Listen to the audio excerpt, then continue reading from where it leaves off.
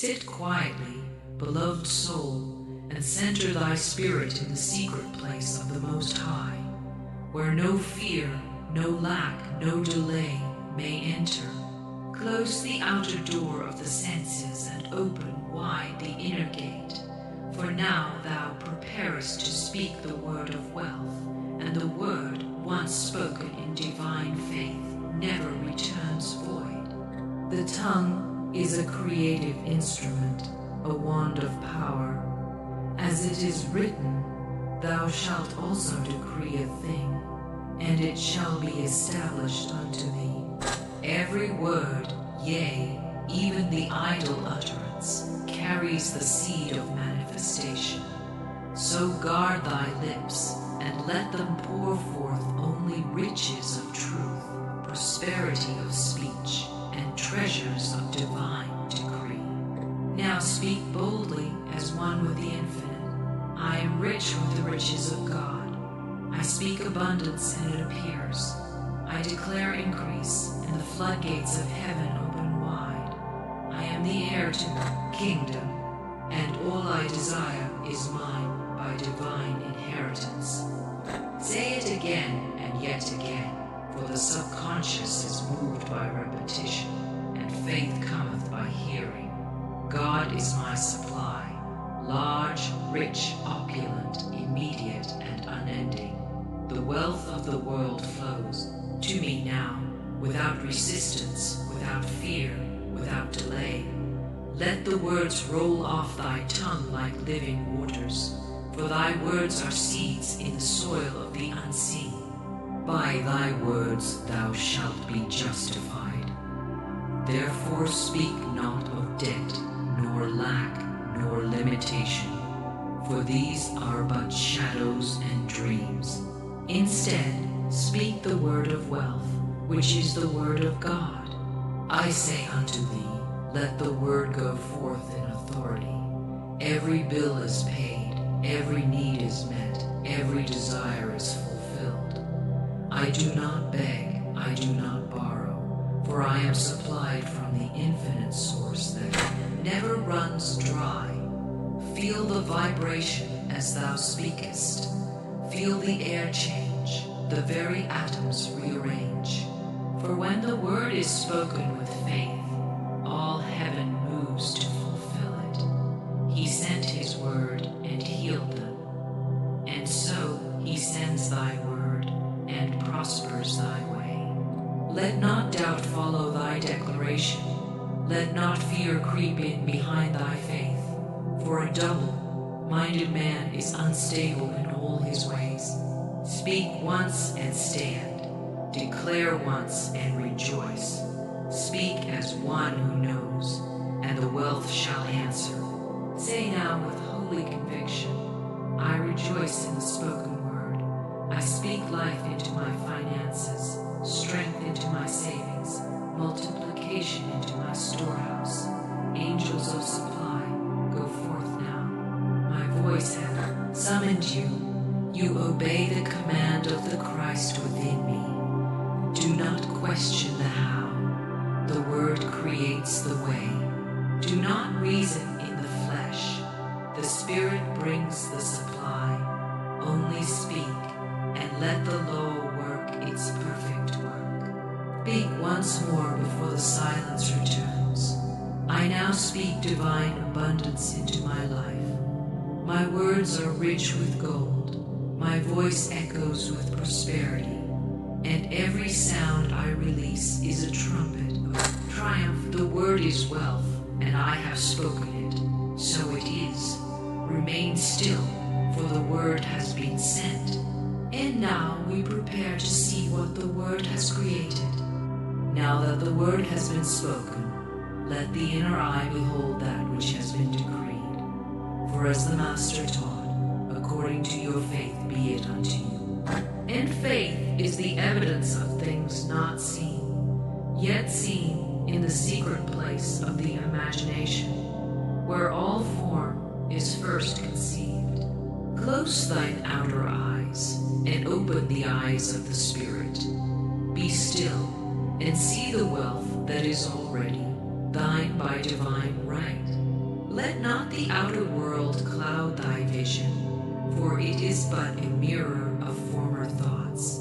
Now we behold a new image, a heavenly vision painted upon the canvas of the soul. See thyself surrounded by divine luxury, not the pomp of pride, but the comfort of completion. See the house thou hast longed for, already built in the unseen. See thy hands counting the substance. See the bills stamped paid in full. See thy table richly spread.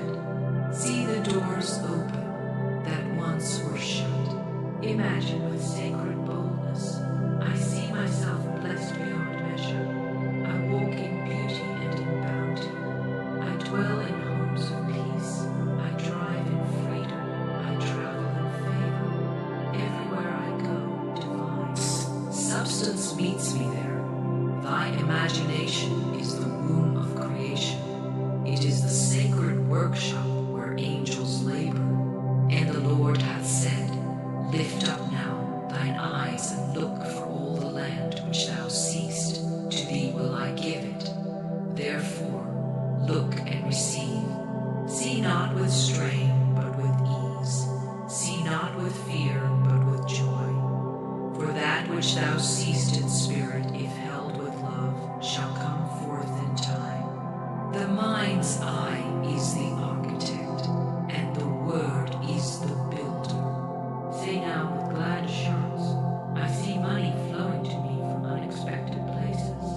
I see doors swinging wide. I see divine appointments, sacred arrangements, heavenly contracts sealed and delivered. Me now, what I see in truth, I shall hold in hand. Do not paint lack. Do not frame poverty. Do not decorate fear. For what thou drawest upon thy mental screen, thou invitest to dwell in thy house. So let thy vision be holy.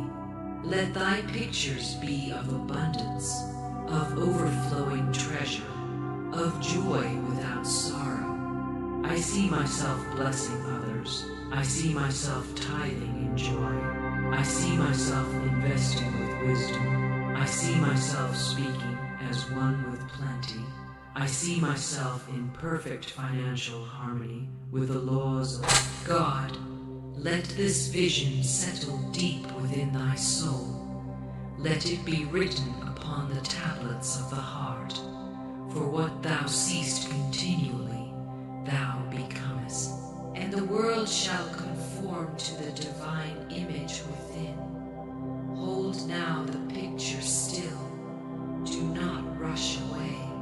Let it bloom like a flower in spring. Let it grow stronger, brighter, clearer, for thou art aligning with the divine frequency of receiving. And now, dear soul, let us feel that sacred frequency, that holy vibration of joy. For it is not enough to speak and see, thou must feel as one who already hath. Let the heart now awaken, for feeling is the magnet that draws the unseen into form. The word hath been spoken, the vision hath been seen, and now thou must feel not as one who waits, but as one who has already received.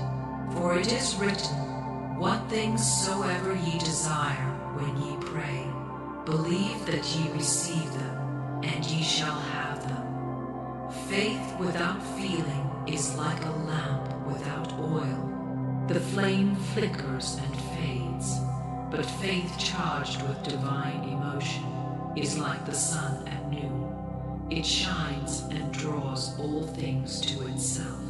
So now, beloved soul, feel as one who is rich. Breathe in slowly. Let every breath declare abundance. Let every beat of thy heart resound with, I have, I am, I rejoice. For the feeling of having is the secret key to the kingdom. Say softly within, I feel the joy of abundance. I feel the security of divine wealth. I feel the peace of knowing all is provided. I feel the excitement of dreams fulfilled. feel the warmth of answered prayer. I feel the gladness of every need met before I even ask.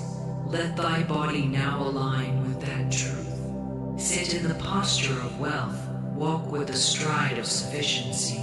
Speak with the tone of one who knows the feast is already set before thee. Thou art no longer begging, hoping, nor wishing. Thou art feeling the living vibration of having. For as he thinketh in his heart, so is he. And so let thy heart declare, I am receiving now. I feel the golden stream of substance pouring into my life. I feel the divine order arranging all things in my favor. I feel the love of infinite prospering my path. I feel money coming easily, frequently, and miraculously. This feeling is not forced, it is remembered. For thy soul already knows this frequency. It is the original language of thy being. It is the tune of the garden, the rhythm of Eden, the melody of thy divine inheritance. Feel it again. I am vibrating with wealth. I am resonating with riches. I am a beacon for divine substance. I am tuned to the frequency of receiving. My whole being sings with gratitude before the gift arrives, for I know it is already done. Let the body be still, and let the heart rejoice. Let the spirit take dominion. Let thy whole self be lifted into the atmosphere of fulfillment. For now, thou art not creating from effort, but from alignment. The joy thou feelest now is the evidence of things unseen. The peace that settles upon thee is the signature of heaven. Do not wait for the evidence of the outer. The feeling is the proof of the inner. And that which is felt in truth cannot be withheld. As thou dwellest in this holy vibration, surrender thyself to the great plan. For now we move from feeling into perfect trust, where divine right order takes hold and brings the harvest into view. Now, precious soul, having spoken the word, having seen the vision, having felt the joy, thou must release it into divine right order. For no seed bears fruit while clutched in the hand. It must be sown into the soil of spirit with full trust in the law that governs all things. Thy part is complete. The rest belongeth to God. Trust in the Lord with all thine heart, and lean not unto thine own understanding. In all thy ways acknowledge him, and he shall direct thy paths. This is the great surrender, not of desire, but of control. For the infinite knows the way, even when thine eyes do not see the steps ahead. Release now every concern, every thought of how and when. Lay it upon the altar of faith. For the Father who seeth in secret shall reward thee openly. Say now with gentle certainty, I surrender to divine right order. I release all plans and let God's perfect plan unfold. I trust the process of prosperity. I trust the divine timing of wealth. I trust the unseen hand arranging all in my favor. The soil does not strive to bring forth the harvest.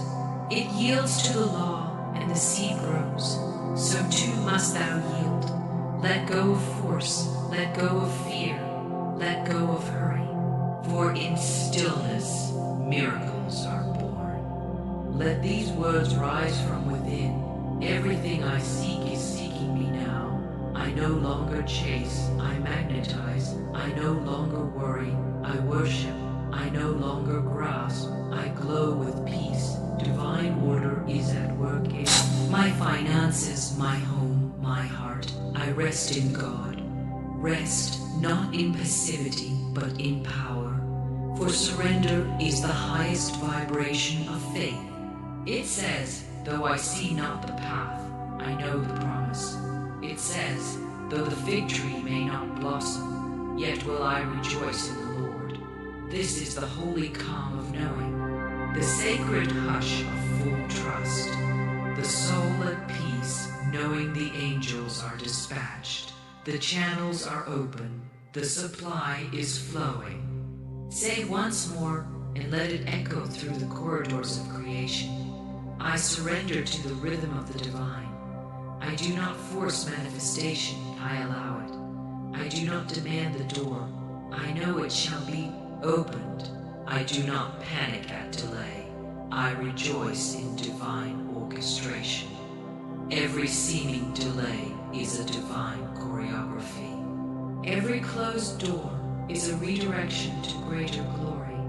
Every detour is the path, so trust and be not moved. Surrender is not weakness, it is alignment. Thou haste now become the vessel through which the law flows without obstruction. No fear clouds the current, no doubt disturbs the design. All is in order, all is prepared, all is being made manifest. And now, with hands open and heart lifted, prepare to receive in joy, for the table is spread, and thy cup runneth over. Open now thy spirit wide, beloved one, for thou standest at the threshold of the promise. The word hath been spoken in faith, the vision hath been seen in truth, the feeling hath aligned thee with heaven's frequency. The surrender hath placed all things in motion. Now receive with joy and holy gratitude, for the manifestation is at hand. Let every cell of thy being awaken to celebration. Let every breath testify, it is done. For gratitude is the song of the soul fulfilled, and joy is the echo of answered prayer.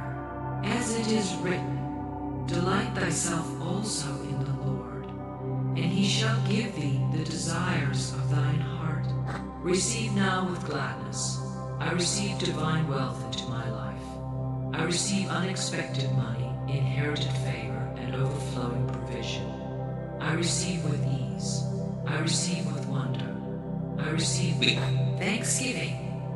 Let no guilt accompany thy blessing. Let no shame shadow thy good, for thou art not stealing what is not thine. Thou art claiming what God hath already ordained. Thou art the rightful heir. The banquet has been long prepared. Thou art not intruding. Thou art arriving. Say now with sacred conviction, I receive it now with open hands and a grateful heart. I do not resist. I do not shrink. I expand into the fullness of my inheritance. Feel the riches of spirit wrapping around thee like a warm mantle. Feel the treasure of heaven pouring into thy experience, not just gold, but peace, not just supply, but song. Not just money, but meaning. Let joy rise within thee like the morning sun. Let it dance upon the waters of thy life, for joy is the sign that the door is open. Joy is the shout of heaven saying, yes, beloved, yes, all this and more. Declare now, I rejoice in all that is mine. I rejoice in every blessing, seen and unseen. I give thanks before it arrives, and I sing after it appears. My harvest is here, my cup overflows, my barn is full, my heart is light. I have received. And now, go forth not as one who waits, but as one who walks in the reality of the spoken word. Bless others with thy joy. Pour out from thy fullness. For the more thou receivest with gratitude, the more shall be given. For it is the law, the spiritual law unshaken by time, untouched by man. To him that hath, more shall be given, and thou now hath. So expect the increase, expect the expansion, expect the sudden miracles and the quiet ones too. Whisper now, as a final seal upon thy manifestation, thank you, God, for all that I have. Thank you for all that is flowing. Thank you for the riches, the rest, the radiance I receive. I rejoice. I am redeemed, and so it is. There's something inside you that wants to change. You can feel it. It wants to grow. It wants to evolve. It wants to finally stop living in circles, repeating the same patterns, hitting the same invisible wall. But no matter how much you try, with goals, with motivation, with willpower, nothing truly shifts. Why? Because your conscious mind is not in control. It never was. Florence Scovel Shinn understood something most people still don't. Your subconscious is the one creating your reality, not your thoughts, not your desires, but the emotional patterns deeply engraved beneath your awareness. If your subconscious is wired for lack, you will reject abundance. If it's wired for fear, you will sabotage peace. If it's wired for unworthiness, you will quietly destroy every blessing you try to receive. And here's the truth. No dream, no vision, no external force can override a subconscious that isn't ready. You don't need more effort. You need a deeper shift.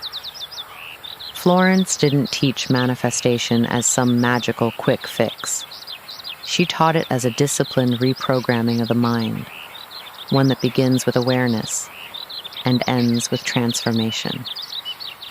In this video, I'll show you 3 powerful ways to reprogram your subconscious using the timeless principles that Florence Scovel Shinn taught almost a century ago. Not just ideas, but tools. Not just beliefs, but commands that reshape your inner world. Because once the subconscious changes, everything else aligns. Not instantly, not by chance, but with precision and purpose. Let's begin with the first shift. And remember, you are not here to survive your mind. You are here to master it. Your subconscious mind is like the soil. Whatever you plant there, with repetition, with emotion, with belief, will grow. It doesn't argue.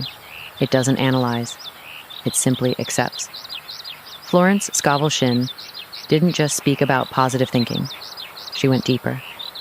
She said, the subconscious is simply power without direction. It is like steam or electricity, and it does what it is directed to do. And most people, they are directing it with fear, with doubt, with old patterns from childhood they've never questioned. That's why they keep attracting the same situations, the same kind of relationships, the same struggles with money, with health, with self-worth, because their subconscious is already programmed, and unless you reprogram it, it will run the same script forever. And the subconscious does not respond to logic. It responds to feeling, to impression, to emotion charged with repetition. This is where most people fail. They try to change their lives by thinking harder, by forcing discipline, by trying to control everything from the outside. But nothing changes until you change the mental movie playing behind the scenes. That inner reality, the one you don't say out loud, but that you feel in the quiet moments. That's the one manifesting your results. Florence knew this. She saw people trying to fix their lives, but still using words of fear, imagining outcomes full of doubt, reacting as if nothing would work. She taught that you don't manifest what you want. you manifest what you're aligned with. And alignment starts with the subconscious. So now the question becomes, how do you reprogram it? Not just temporarily, not just for a day or a week, but in a way that creates lasting transformation? That's exactly what you're about to learn. Let's begin with the first powerful way Florence used to rewrite the subconscious blueprint and change the trajectory of a person's life from the inside out. First, the power of the spoken word. Florence Scovel Shinn taught one of the simplest and most underestimated tools for reprogramming the subconscious, the spoken word. She said, "Your word is your wand. What you speak with conviction and repetition becomes the command. Your subconscious follows." But most people speak carelessly. They speak fear. They speak doubt. They speak limitation, as if it's just being realistic. They say things like, "I'm so tired of trying. Nothing ever works for me. I can't afford that. I always mess things up." And the subconscious, which has no filter, no opinion, no judgment, simply responds, "Okay." As you wish, you are affirming all the time. The question is, what are you affirming? Florence understood that words don't just describe your reality. They create it, especially when spoken with feeling.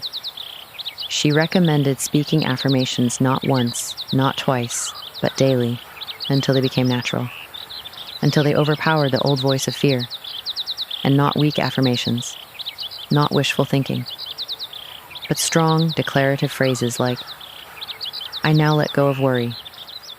I am guided, protected, and provided for. I do not resist. I radiate confidence, and I receive exactly what I need." This is not about pretending. It's about planting a new seed so that eventually the old weeds of doubt no longer grow. Your words are energetic blueprints. When you speak with clarity and intention, your subconscious reorganizes your inner state to match them. The key is repetition and presence. Say your affirmation out loud, with breath, with stillness, and with focus. Not while scrolling your phone, not while rushing, but with reverence. Speak it into the space around you as if you were casting a spell, because in a way, you are. You're breaking the old loop. You're introducing a new reality. And you're commanding your subconscious to follow, because it always does, whether you're aware of it or not. Second, visualizing with emotion, not just images. Florence Scovel Shinn taught that visualization is not about fantasy, it's about emotional alignment. Most people imagine what they want, but they feel the opposite. They want freedom, but they feel trapped. They want abundance, but they feel doubt. They want love, but they feel unworthy. And the subconscious doesn't respond to what you think. It responds to what you feel. Florence wrote, "You cannot always control your thoughts, but you can control your words. And words produce images in the mind. Eventually, the subconscious accepts them." Now imagine this. You stand in front of a mirror. You look at yourself not as you are, but as you want to become. Not from ego, not from desperation, but from a quiet knowing. You say, "I am safe. I am guided. I am strong." And as you speak, you feel the shift. Not outside, but inside. Or picture this. You walk through your home, calm and grateful. The air smells clean. The light is soft. You're at peace. Not because the world has changed, but because you changed your state. That's the level where reprogramming happens. It's not about closing your eyes and visualizing a mansion. It's about teaching your body and your nervous system how it feels to already be in the state you desire. Jim Carrey once said that he wrote himself a check for $10 million, visualized it every day, and years later he received exactly that amount for a movie role. Lady Gaga said she used to walk around saying out loud, "I'm famous. I'm a star," long before anyone knew her name. They weren't wishing. They were rehearsing. They were training the subconscious to feel what would one day be real.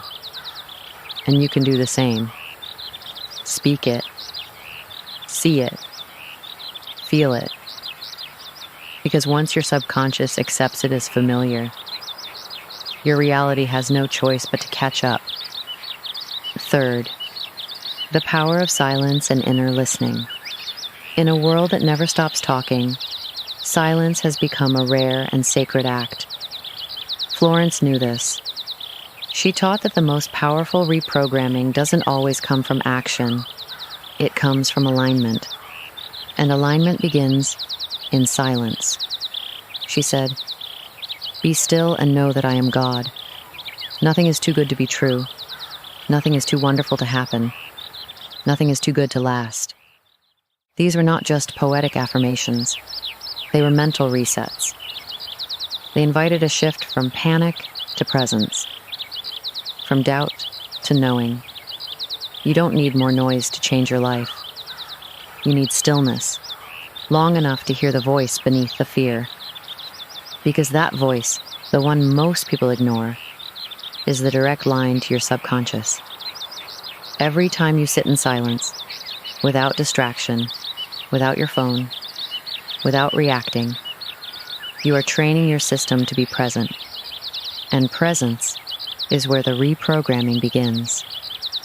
Your subconscious doesn't change when you're rushing. It changes when you're still enough to feel a new reality. Try this. Before you speak an affirmation, before you visualize, take a moment.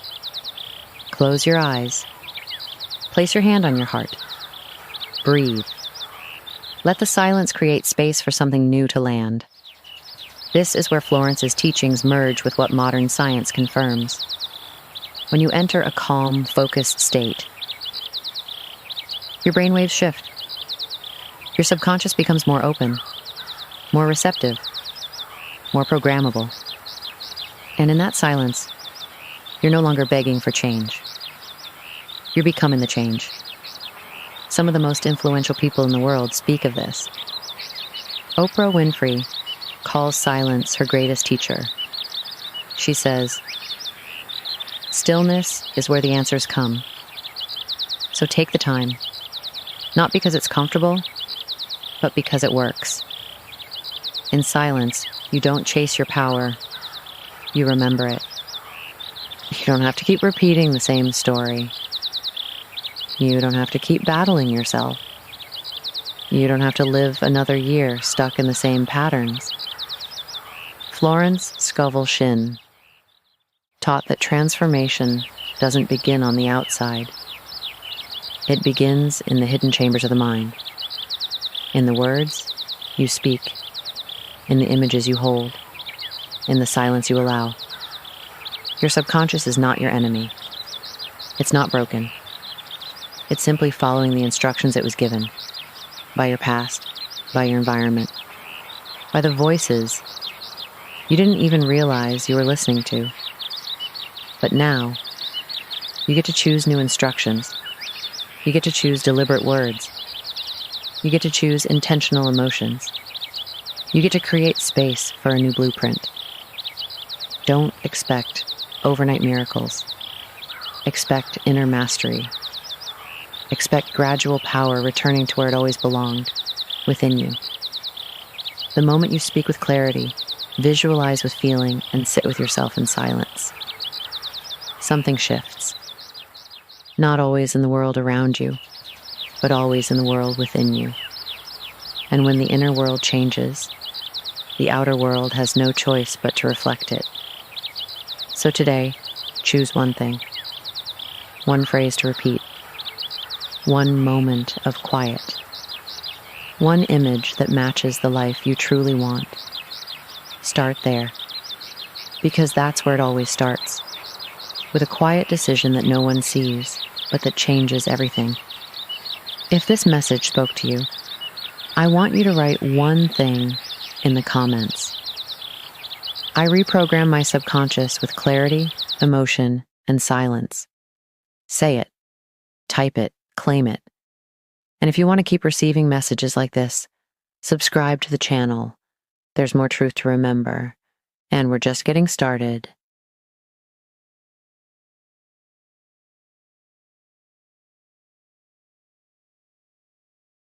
If your life feels stuck, if doors seem closed, if time keeps slipping and your good keeps hiding, it is not because you are cursed. It is not because heaven is deaf to your need. It is not because you lack worth or power or potential. It is because you have forgotten the laws, and worse, you have forgotten that these laws respond only to speech. You've waited for transformation when transformation was waiting on your voice. You've begged the skies for a sign when the sign was meant to come from your lips. Let me speak plainly. Your life does not shift by emotion. It does not shift by effort. It shifts the moment you speak in rhythm with truth. That is the only moment heaven moves. That is the only moment the unseen realm begins to organize itself into form. Until then, it waits. Silent. Ready. Listening for the word. Because form cannot appear where the word has not been declared. You were never meant to be a silent seeker. You were born to be a bold speaker. Your mouth is not for complaint. Your breath is not for worry. Your voice is an instrument of dominion. And the laws that govern this universe do not respond to mood, but to spoken authority. When you speak in alignment, mountains move. When you decree the word, matter obeys. When you release law with rhythm, power floods into form. Without delay. There are 10 laws, 10 divine operations of spiritual mechanics that do not wait, do not hesitate, and do not delay when you speak them with understanding. Each one holds the power to shift your life in the instant it is declared, not because of magic, but because of alignment with divine intelligence. These laws are already written into the fabric of your reality. You have been living under them, whether you knew them or not. But now you will live with them, through them, by them, consciously, boldly, rhythmically. These are not affirmations. These are declarations. These are not hopes. These are commands. And when you speak them, you do not ask God to move. You align with the fact that God already moved. You do not beg for flow. You declare the gate open. You do not whisper into the void. You declare into the field. And the field must respond. So I say unto you, child of the Most High, soul who has waited long enough, seeker who has hungered for signs and power, today you become a speaker of law. Today you remember who you are. Today you stop waiting for evidence and start creating it with your voice. You will not just hear these 10 laws. You will speak them. You will own them. You will feel the charge in your bones when they leave your lips. Because the moment these words enter the atmosphere, something shifts. Energy organizes, form obeys, and life changes. Not someday, but immediately. This is the hour of return. Return to power. Return to speech. Return to divine law. And it begins with the word. Before you can activate any of the 10 laws, you must understand the one that undergirds them all, the law of spoken formation. Everything begins with this. Nothing moves without it. The moment you open your mouth in alignment with spirit, you begin to build form. Invisible becomes visible. Energy becomes matter. Word becomes world. The first sentence of Scripture was not a whisper of doubt. It was a command of creation. Let there be light. And there was. That was not poetry. That was pattern. That was law revealed in the first line of the divine manual. Not because God needed words, but because you would. Because your power would be tied to the word. Because the law would forever respond to what is spoken. John 1:1 declares, "In the beginning was the Word, and the Word was with God, and the Word was God." In the beginning, not thought, not effort, not planning, but word, spoken essence, divine vibration cast into the formless to summon form. And this is the blueprint of all things. If it is not spoken, it remains asleep. If it is not declared, it is not born. If it is not charged with rhythm, it cannot organize the chaos. This is not metaphor, this is metaphysics. Every sentence you speak charges the field around you. Every phrase becomes a mold reality must fill. And the law of spoken formation says this: your world follows your word, every time. Not sometimes, not when you're emotional, not only when you feel ready. Every single time you speak in spiritual alignment, you initiate formation. And the tragedy? Most people speak without realizing they're forming. They say, I can't afford it, and form poverty. They say, nothing ever works for me, and form misalignment. They say, I'm just tired of trying, and the field hears them and obeys. But now your word is being purified, your mouth is being rededicated, your voice is returning to its original purpose, not to vent frustration, but to release creation. You will no longer use your voice to describe what is. You will use it to command what shall be. Because you are a spiritual architect, a law speaker, a form maker, and now you know the first and final truth. Whatever you speak with belief appears. Whatever you speak with fear materializes. Whatever you speak without awareness returns as confusion, but what you speak in spiritual rhythm becomes your life. Say it with me now. In the beginning was the Word, and now I speak mine. Let us continue. Let us now enter the living heart of divine law. These are not theories. These are spiritual mechanics, unseen levers of reality that respond with immediate obedience to the spoken word. And the first 3 laws I will give you now are the laws that shift your atmosphere the moment they leave your mouth. No delay, no preparation, only agreement and utterance. Speak them, and something must change. Law 1, the law of substitution. Fear cannot be cast out by will. It cannot be argued with or ignored. It must be replaced. And what replaces it is truth, spoken aloud. The law of substitution says, every time you speak a higher vibration, the lower one must dissolve. You cannot think your way out of fear, but you can speak your way out. When you say, I cast out fear with faith, there is no room for both. You are not begging, you are commanding. You are declaring that 2 masters cannot rule your house, and the law obeys. Fear flees when truth is declared, not silently, but rhythmically. Do not wrestle with the lower vibration. Substitute it, overwrite it, replace it, and the law will enforce the switch. Say it now. I cast out fear with faith. There is no room for both. Law 2, the law of expectancy. What you expect with confidence, you invite. What you expect with doubt, you repel. The law of expectancy says, your spoken word sets the level of your demonstration. And the level is determined not by what you want, but by what you expect. You must say out loud, I expect the miraculous. I walk in divine assumption.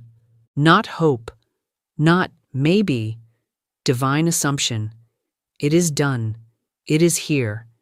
It is mine. And the universe hears that vibration, not your timeline, but your tone. Expectation is not wishful thinking, it is energetic structure, and your expectation, when spoken boldly, draws demonstration like a magnet. Say it now. I expect the miraculous. I walk in divine assumption. Law 3, the law of increase. Bless and it multiplies. Curse and it shrinks. Whatever you speak blessing over, money, time, energy, people, will increase. This law does not require belief. It simply requires utterance. The field cannot multiply what you do not bless. Most people speak curse without knowing. There's never enough. It's always running out. I can't keep up. These are not statements. They are contracts. But when you bless what you have, even if it appears small, the law of increase activates immediately. Say this aloud. I bless my life, and it overflows in perfect ways. You are no longer waiting for more before blessing. You are blessing to create more. Now, say all three together. I cast out fear with faith. There is no room for both. I expect the miraculous. I walk in divine assumption. I bless my life, and it overflows in perfect ways. These are not affirmations. These are keys. And now they are yours. You have now shifted the atmosphere within. But divine law does not stop at the soul.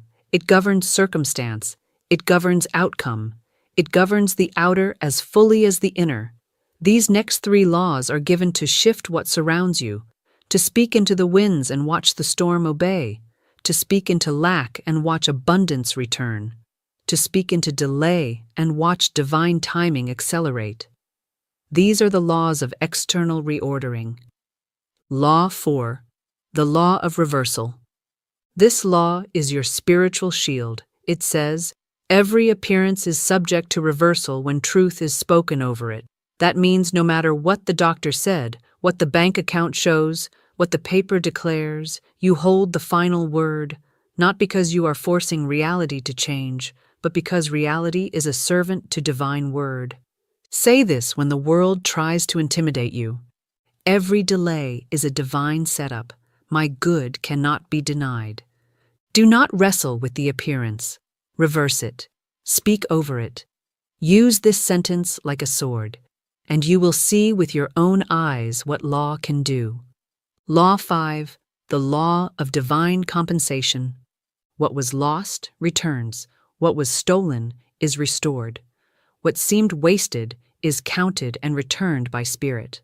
The law of divine compensation says, God keeps perfect accounts, and your job is not to make up for the loss, it is to speak restoration.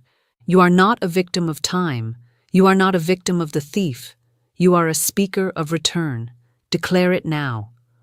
What I lost returns multiplied. Spirit accounts for all. That sentence is not wishful. It is legal. In the court of divine law, what you declare becomes precedent. Speak this law over every broken deal, every unpaid debt, every betrayal. The law will balance your books. Law 6. The law of circulation. Nothing given is ever gone. Nothing shared is ever diminished. Everything moves in divine rhythm unless you block the flow. The law of circulation says, what you bless and release returns multiplied. This is not about giving to get. This is about recognizing your life as a river, not a reservoir. If you clutch your money, your time, your energy in fear, you choke the flow. But when you speak blessing into your giving, no matter how small, the law releases increase. Declare it now, before the mind argues. I give in truth, and it returns sevenfold. Do not give blindly. Give with law, give with speech, give with rhythm, and the return will outrun your logic. Say these aloud now. Let them replace every old fear, every defeated thought. Every delay is a divine setup. My good cannot be denied. What I lost returns multiplied. Spirit accounts for all. I give in truth, and it returns sevenfold. These are not prayers. These are decrees, and reality must comply. You have spoken to fear. You have spoken to circumstances. Now you must speak to yourself. Because no matter how much truth surrounds you, it cannot reach you until it flows from within you. These next three laws govern identity, alignment, and destiny. They shift not just what you see, but who you are.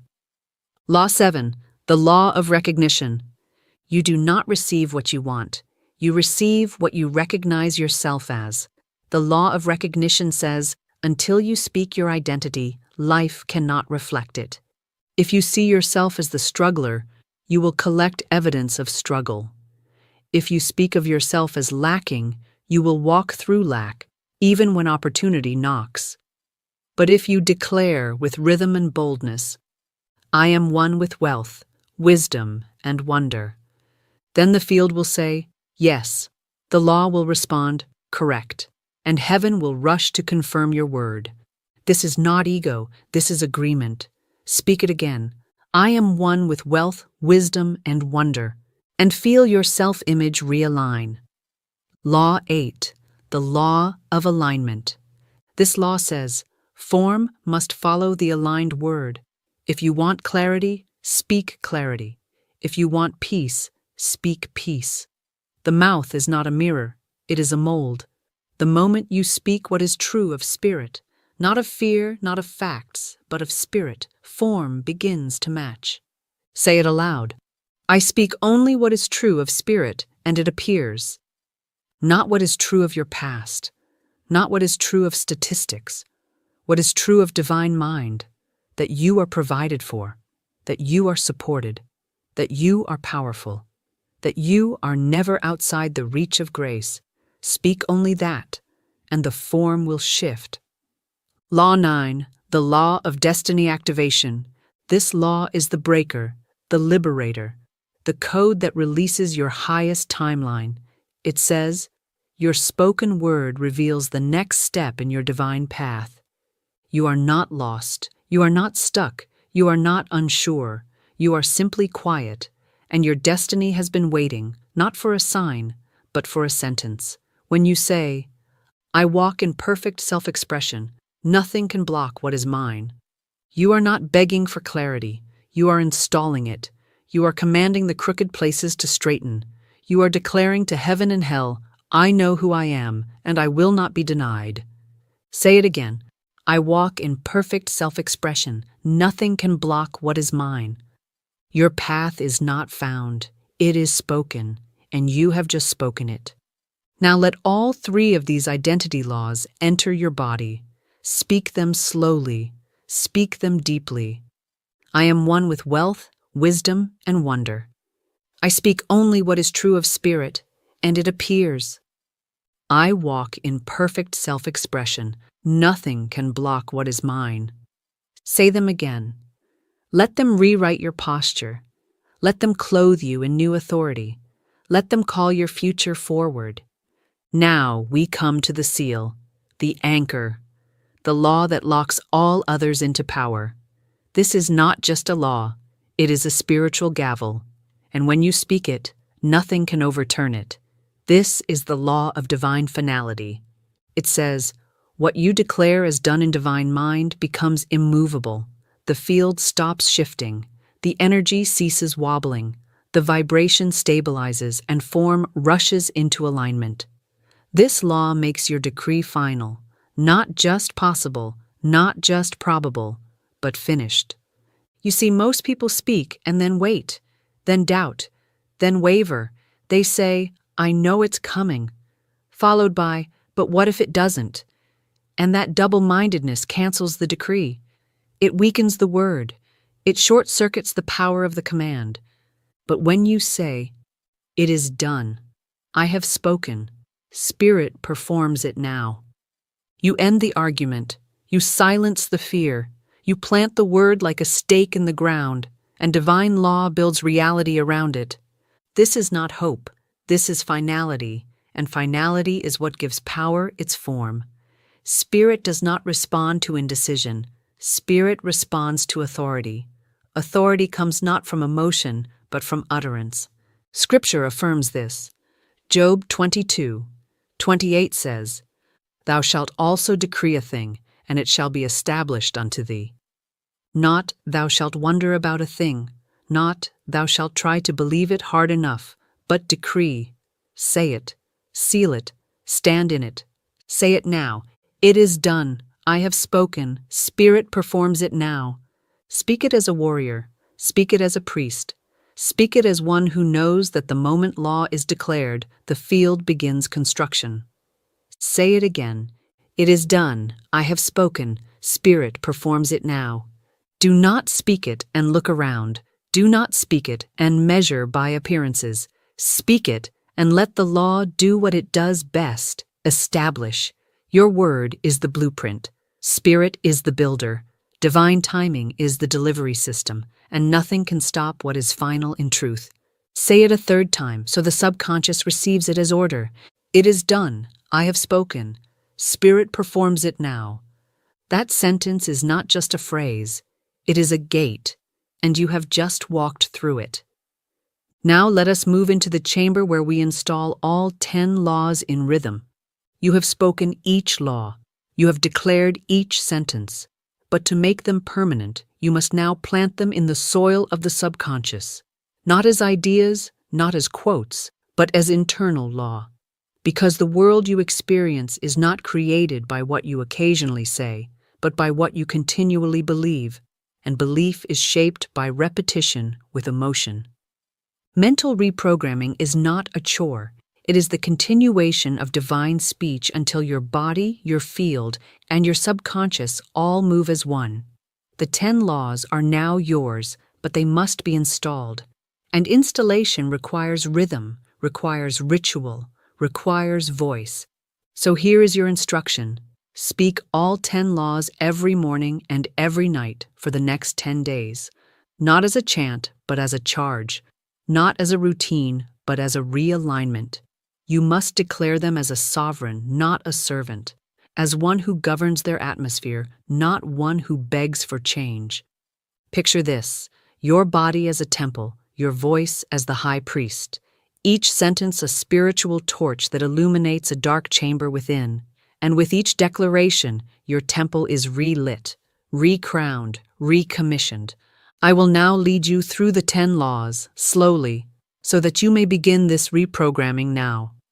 Let each one be spoken with breath, with weight, with full authority. I cast out fear with faith. There is no room for both. I expect the miraculous. I walk in divine assumption. I bless my life, and it overflows in perfect ways. Every delay is a divine setup. My good cannot be denied. What I lost returns multiplied. Spirit accounts for all. I give in truth, and it returns sevenfold. I am one with wealth, wisdom, and wonder. I speak only what is true of spirit, and it appears. I walk in perfect self-expression. Nothing can block what is mine. It is done. I have spoken. Spirit performs it now. Pause after each. Feel the vibration of the words. Picture them filling your field like geometric light, shaping your aura, sealing your mind in new truth. This is not poetry. It is blueprint. This is not suggestion. It is installation. You are not memorizing. You are magnetizing. You are turning your voice into your compass, your speech into your shield, your rhythm into your reprogramming. Say this now to finish the sequence. These laws are mine. They move with my breath. I speak, and spirit acts. And it shall be. Now comes the proving ground. You have heard the laws. You have spoken the words. You have reprogrammed the field. But I now give you a command, not from pressure, but from power. Not to test your worth, but to prove the law. And the law always says, speak, and it is done. So now you must walk in what you've spoken. Here is your challenge. For the next 24 hours, speak all 10 sentences, 3 times each, morning, afternoon, and night. 30 declarations in a single day. Not 30 wishes, not 30 hopes, 30 spiritual commands. This is not to impress the divine. It is to install new rhythm. It is to teach the atmosphere that you are no longer available for delay, confusion, or limitation. Do not wait for motivation. Do not wait for the right feeling. Do not wait until you are calm or ready. You are already ready because you are already divine. Speak the law regardless of mood. Speak the law over your fear. Speak the law over your bank account. Speak the law over your body, over your house, over your breath. This 24-hour test will show you what most never see, that spirit does not delay, but responds instantly when the command is clear, bold, and consistent. You will notice the shifts. An email arrives, a problem dissolves, a thought breaks, a door opens, a memory heals. You will notice the field moving, because the field obeys spoken order. If nothing seems to happen outside, look within. Do not judge by appearances.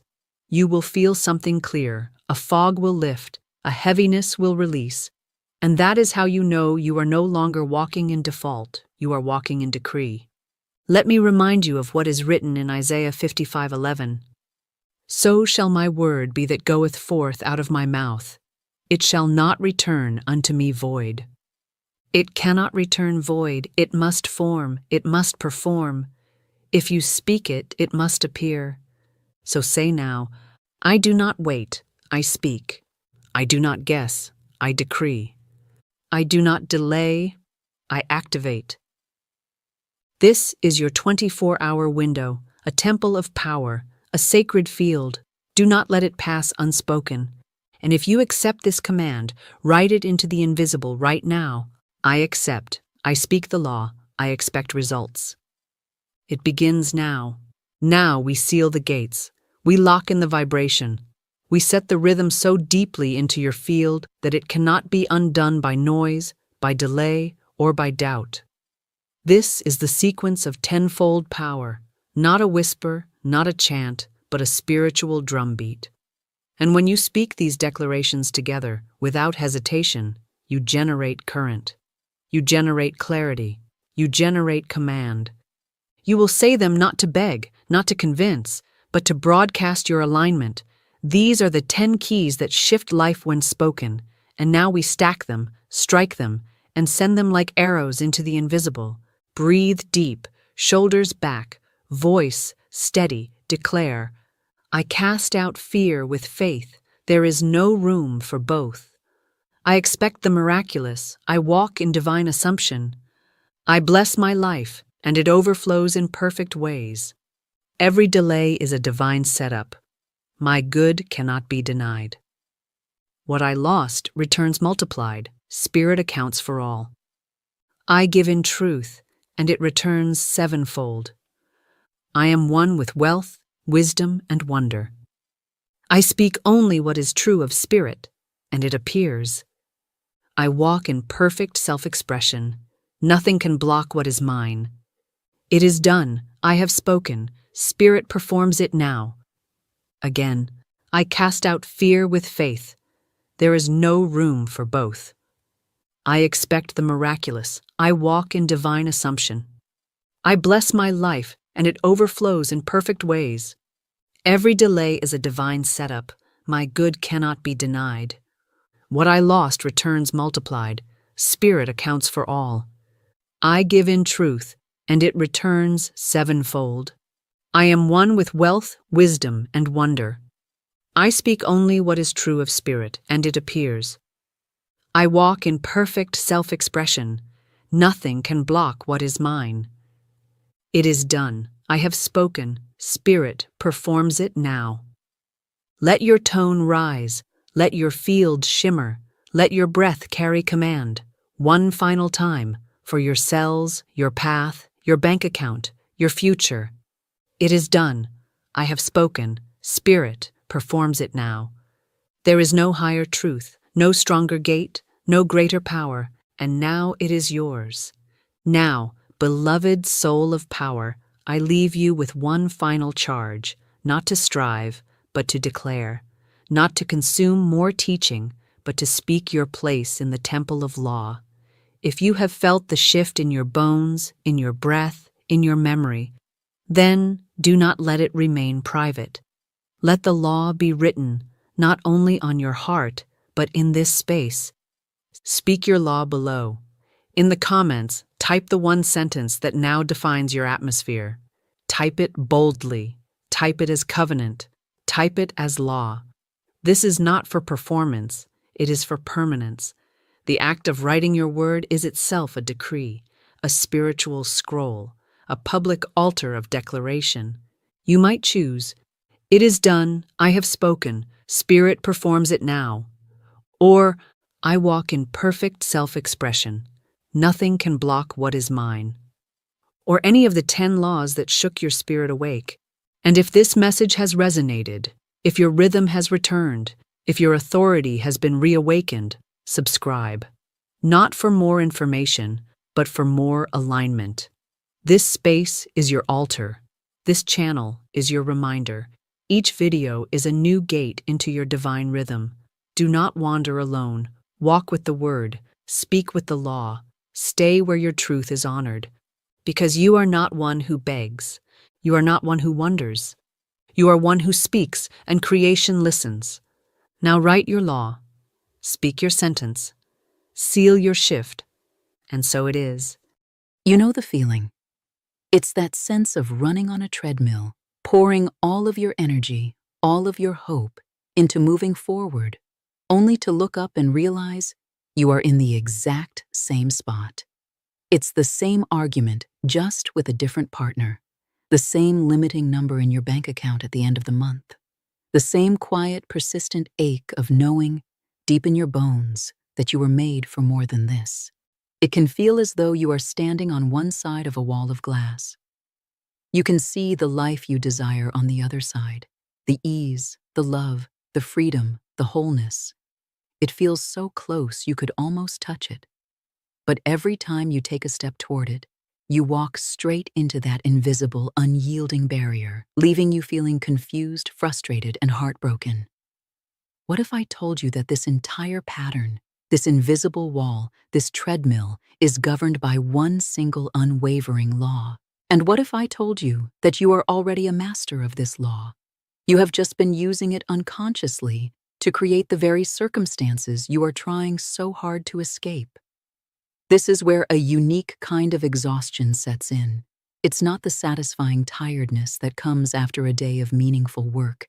It's a soul-deep weariness, the exhaustion that comes not from a lack of effort, but from pouring all of your magnificent effort into things that don't truly move the needle. You've been doing everything right, haven't you? You hold the key in your hand. You've read the books, you've said the affirmations, you've done the meditations. You have polished this key with your intentions, charged it with your visualizations. You approach the door to that new life with a heart full of hope, and you turn the key. You feel the click of possibility, but the door remains locked. And in that moment, the old stories rush in to narrate the failure. See? It doesn't work for you. You're doing it wrong. You must be missing something. You're just not worthy of what's on the other side. Let me tell you a truth that can set you free, right here and now. You are not broken. You are not doing it wrong. The issue has never been with your effort or with the key itself. The great and liberating misunderstanding has been this. You have been trying with all your might to pick the lock of a door that was never locked to begin with. You have been trying to earn your way into a house that you already own. The breakthrough you have been praying for is not a new technique or a more powerful mantra. The breakthrough is a remembering so profound, so utterly simple, that it will not add a single thing to you. Instead, it will lovingly and irrevocably strip away everything that is not you, until only the luminous, powerful truth of your being remains. This truth is built on the one law we spoke of, a law as real and as practical as gravity. It is the silent, ever-present, and perfectly obedient force that has been meticulously shaping your entire existence. You have been using this law perfectly your entire life. Now, you will learn to use it consciously. Decades ago, a woman of profound and practical wisdom, a true cartographer of the invisible realms, named Florence Scovel Shinn, mapped this inner landscape with a breathtaking and revolutionary clarity. She was a spiritual pioneer who refused to shroud this timeless truth in complex, esoteric language. She presented it with the simple, unshakable conviction of one who has lived it. She taught that life is a game, and like any game, it is governed by rules. But these rules are not designed to limit you. They are the very architecture of your freedom, she taught, and I paraphrase her timeless wisdom. The invisible forces of life are ever working for you. but they are forever waiting for your clear and unwavering command.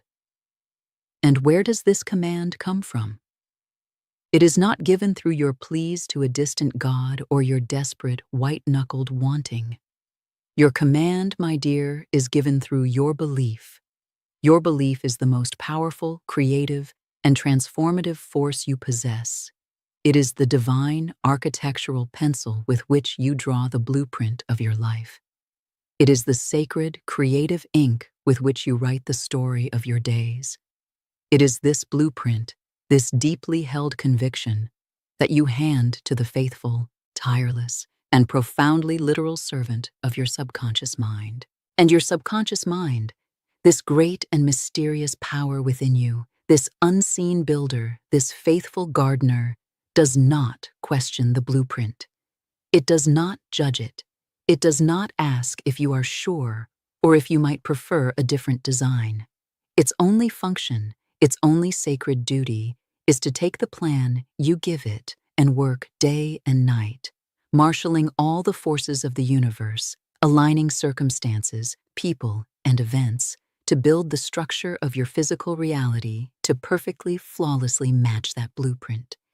Most of us have been unconsciously handing our inner builder a blueprint that was not even our own. It is a tattered, worn-out drawing handed down from our parents, smudged with their fears. It is water-stained with the tears of our ancestors' struggles. It is designed for a small, safe, familiar life of just enough, of struggle, of not yet. And then we stand inside the house it has built for us, a house of constant striving, of near misses, of quiet desperation. And we wonder why we feel so trapped, so frustrated, so hemmed in. We blame the building materials of our circumstances. We blame the stormy weather of the economy. We blame the other people on the construction site of our lives. We blame a distant, withholding, or punishing universe. But the universe is only ever a perfect, flawless mirror. It does not create. It does not judge. It only and always reflects. It reflects back to us with impersonal, loving, and unerring precision the truth of what we believe to be true about ourselves and our world. The great and glorious shift we are embarking on together today is not about screaming at the reflection in the mirror to change. It is not about trying to paint a smile on the reflection while weeping on the inside. It is about changing the one who is being reflected. This journey is a homecoming. It is a gentle, yet absolutely radical, reclamation of the power that has always been yours, residing quietly in the sacred center of your being. It is a conscious, deliberate, and final decision to stop being the one who is waiting for life to happen to you, and to start being the one from whom life unfolds. It begins not with more doing, but with a new way of being. It begins not with a new action, but with a new identity. And this new identity, this quantum leap in consciousness, this homecoming to your own sovereign power, is unlocked with just two words that, when truly understood, felt, and embodied as your core reality, do not just change your perspective. They do not just alter your mood. They change the very fabric of your reality, from the inside out. But before we arrive at those two sacred catalytic words, we must first prepare the soil of your consciousness. For me to simply give them to you now would be like planting a precious, life-altering seed in unprepared, rocky, and weed-choked ground.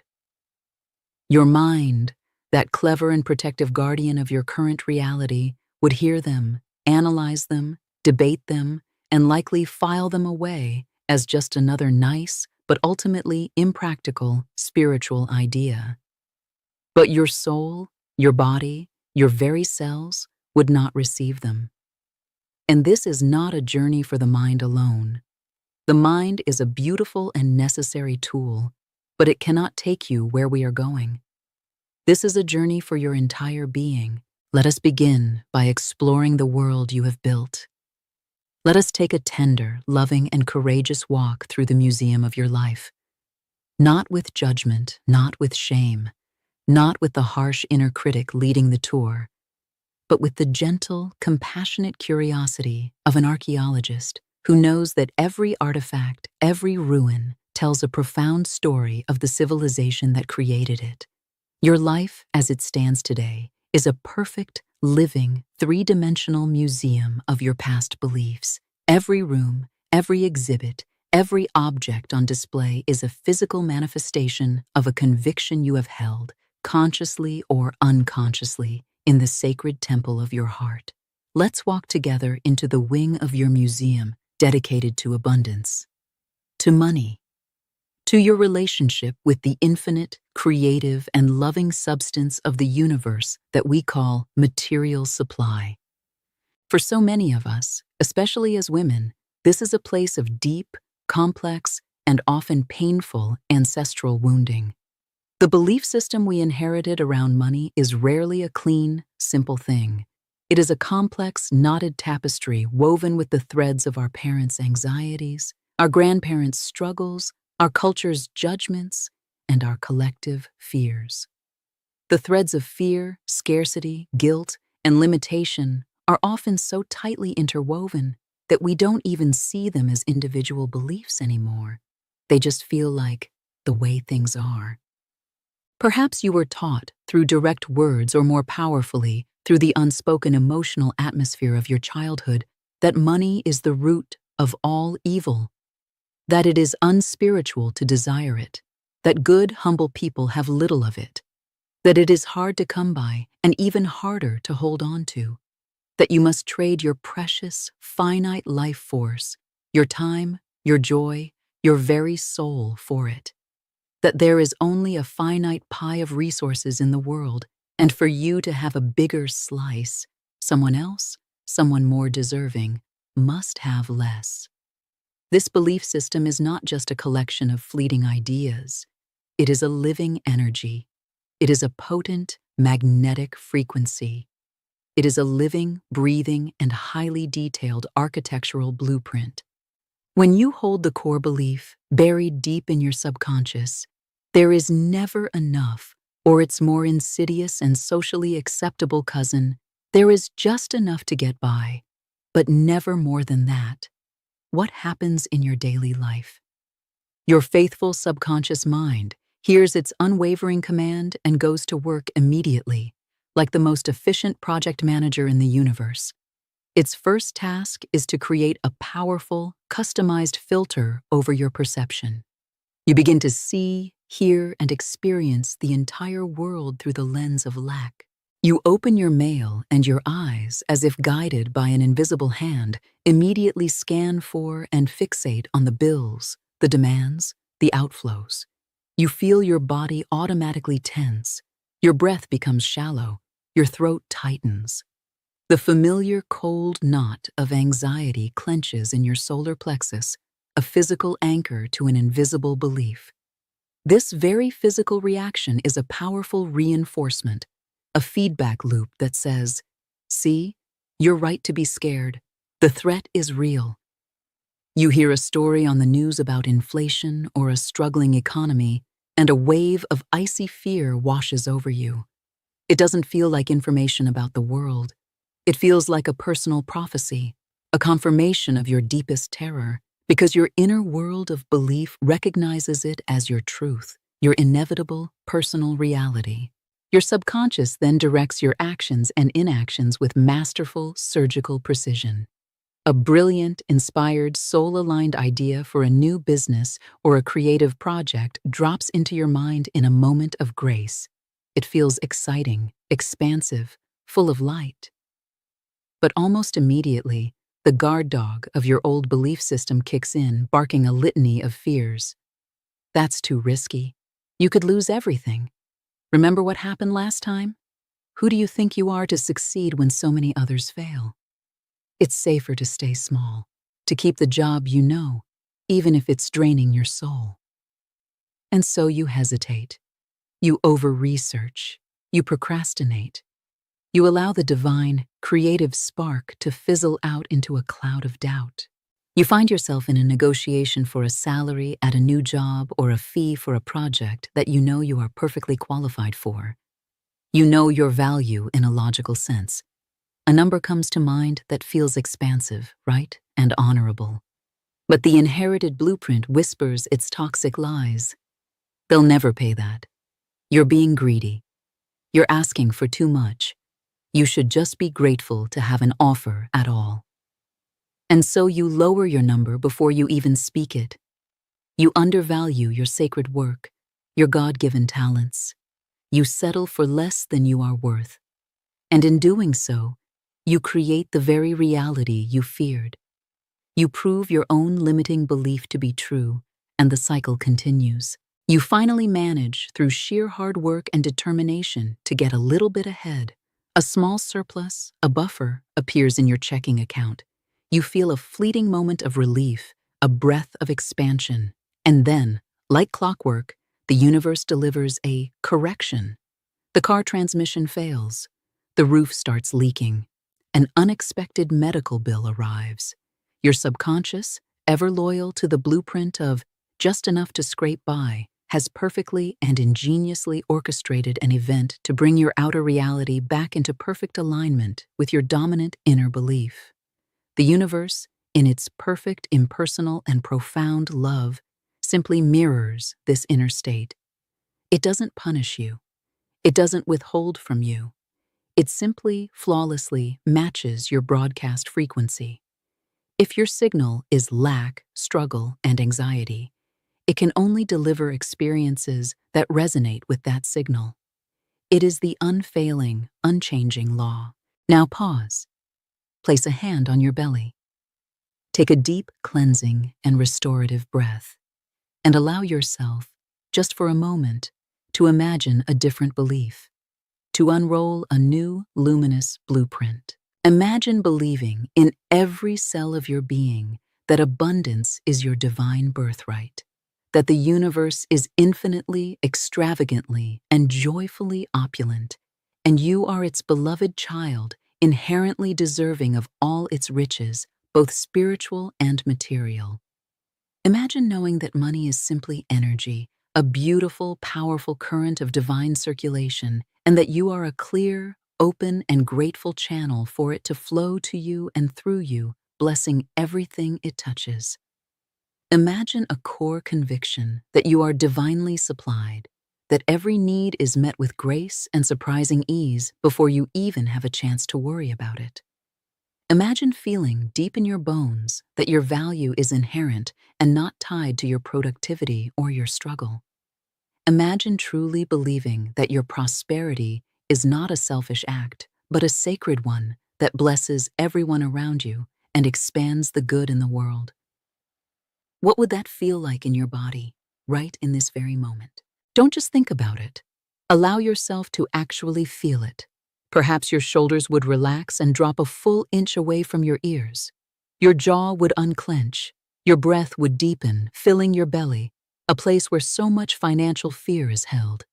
When you thought of money, you wouldn't feel the cold, metallic grip of constriction, but the warm, radiant, golden sun of expansion. You would feel a sense of profound peace, of unshakable trust, of a quiet, settled, and deeply reassuring knowing. From this state of being, from this new pristine blueprint, your subconscious receives a new and glorious command. It joyfully gets to work, recalibrating your perceptual filters. You start noticing opportunities for growth, collaboration, and generosity that you were completely blind to just hours before. An idea for a new stream of income drops into your mind, and this time, the feeling that accompanies it is not fear, but an exhilarating, soul-tingling, creative excitement. You feel a calm, grounded, and regal confidence when discussing your rates or prices, speaking not from a place of needing to prove your worth, but from a place of simply, quietly inhabiting it. You begin to act like someone who expects to be supported, who knows they are provided for, who trusts implicitly in the benevolent and intelligent flow of life. And the mirror of the universe, the great and loving echo of your inner state, it has no choice but to reflect this new and glorious truth back to you. An unexpected check arrives in the mail from a forgotten investment or a rebate you didn't know you were owed. A new client, your absolute ideal client, finds you as if by magic and insists on paying you in full, up front, expressing deep gratitude for your work. An opportunity to collaborate on a project that lights up your soul and also happens to be wildly profitable appears as if from nowhere. A long-standing debt is mysteriously, miraculously cleared or forgiven. Nothing in the external world changed. The laws of economics did not suddenly bend just for you. But you changed. Your internal point of attraction, your core belief, your fundamental energetic signature shifted. And so, your world, by divine and immutable law, had no choice but to change with you. Now let us walk together, hand in hand, with this same gentle compassion, into another wing of your museum, the room of love, of partnership, of sacred, intimate connection. This room, for so many of us, holds the most tender, the most vulnerable, and the most painful artifacts. It is where the deepest longings of the human heart are on display. How many of us, deep in the hidden, protected chambers of our hearts, carry a core blueprint that says, in one form or another, I am not truly worthy of deep, unconditional, consistent, and lasting love, or its many painful variations. I must perform, perfect myself, and contort my soul into a more pleasing, less difficult shape in order to be chosen and to be kept. Or, real love is a struggle, a constant compromise, a painful sacrifice of my own needs and desires. Or the most heartbreaking and self-sabotaging of all. No matter what, I will always be abandoned in the end, so I must protect myself at all costs. These are not just sad thoughts you have from time to time when you feel lonely. These are powerful, creative, and magnetic directives that have been meticulously shaping your romantic reality for years, perhaps for your entire adult life. When you believe, at your very core, that you must earn love, that it is not your inherent right, your subconscious, in its perfect and unwavering obedience, will guide you toward experiences that relentlessly validate this painful belief. You will find yourself magnetically and often inexplicably drawn to partners who are emotionally unavailable, who are inconsistent in their affection, who keep you in a state of perpetual uncertainty, who require you to prove your worth over and over again.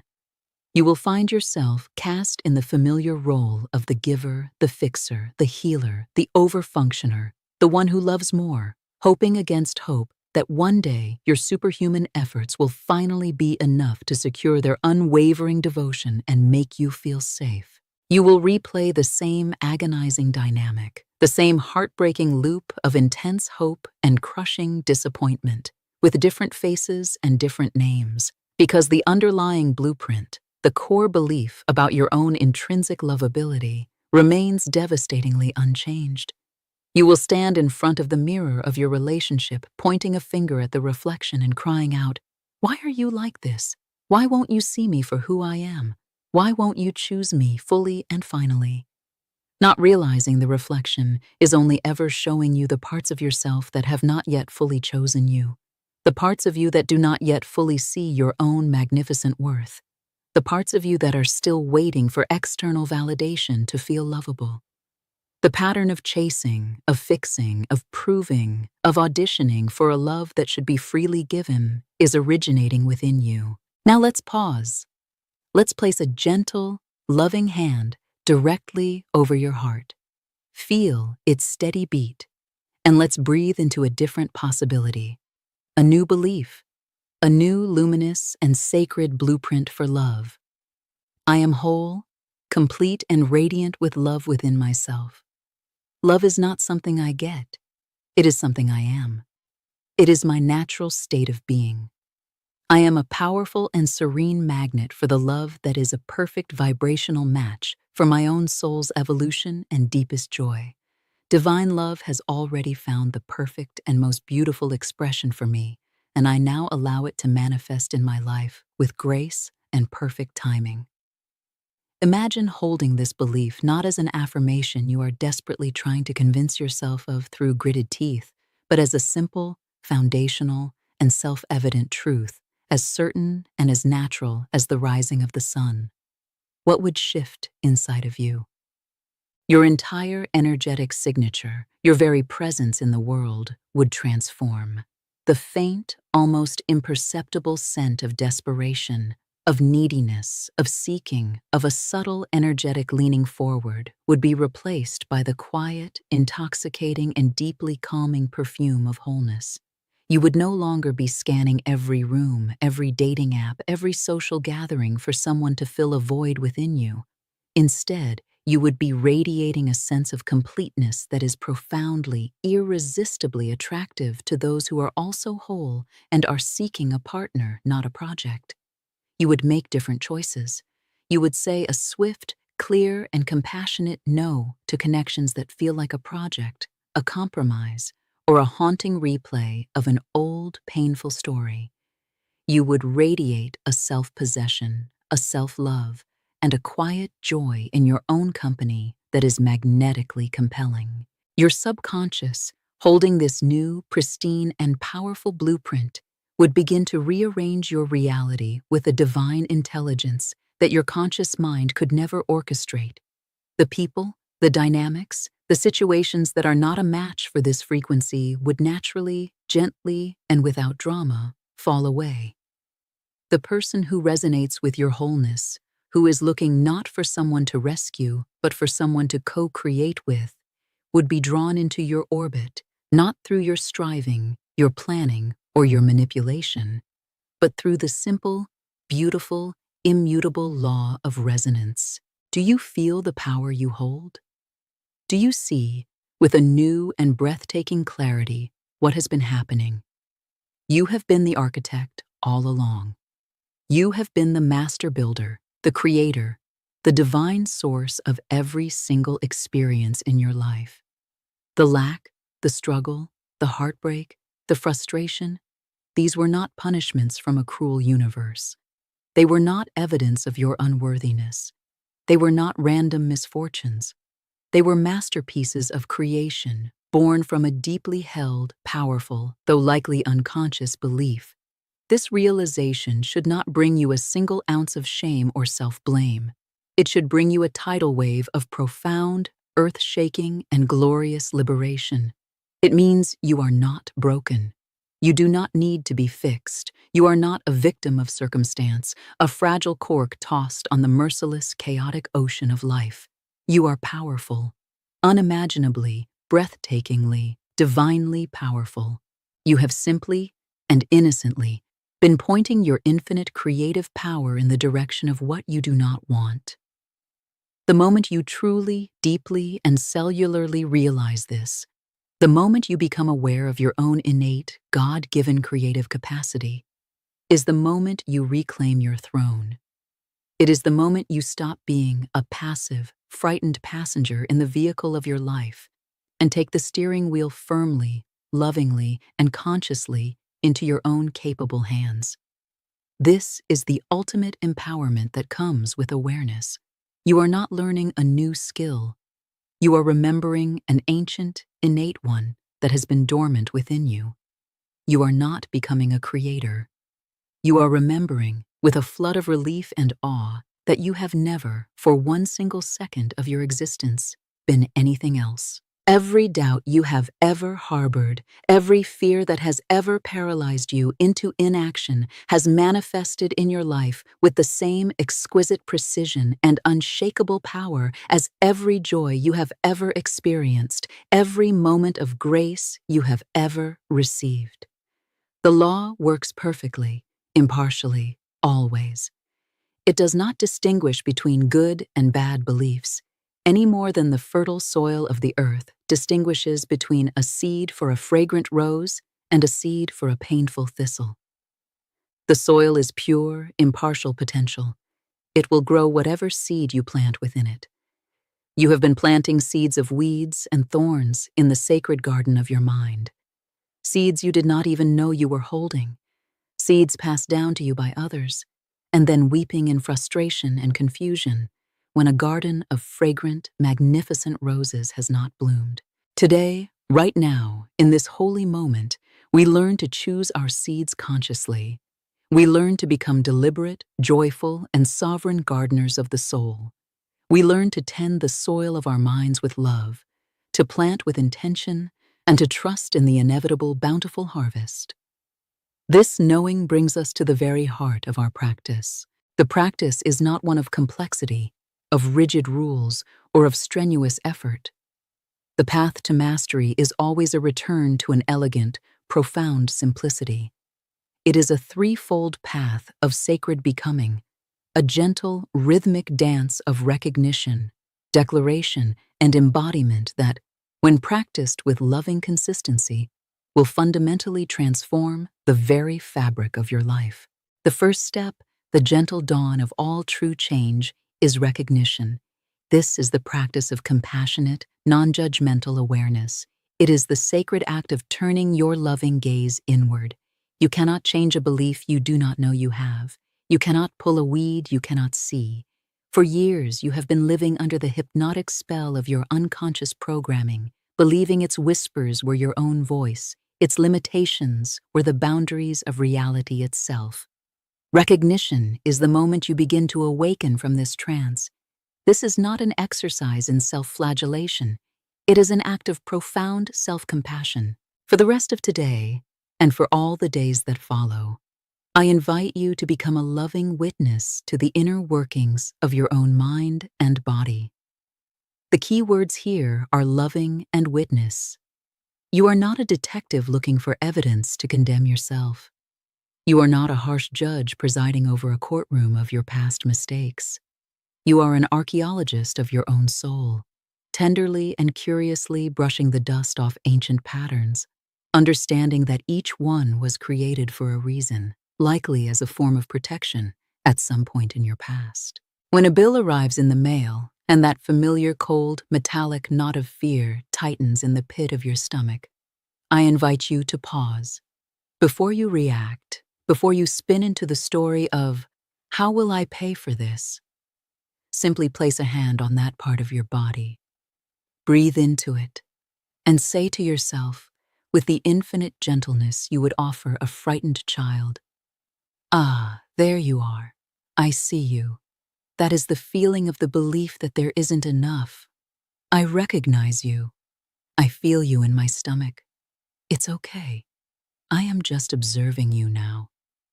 You do not have to fight it. You do not have to wrestle it to the ground or shame it for being there. You simply shine the warm, accepting light of your conscious awareness upon it.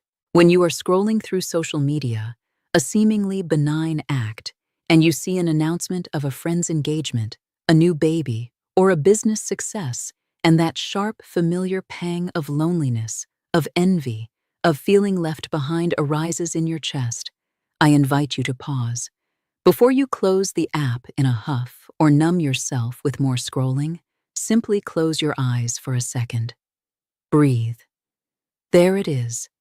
That is the feeling of the belief that love is outside of me, that success is for others, that I am lacking, that my time has passed. I see you. I feel you as an ache in my heart. I am just witnessing you with love.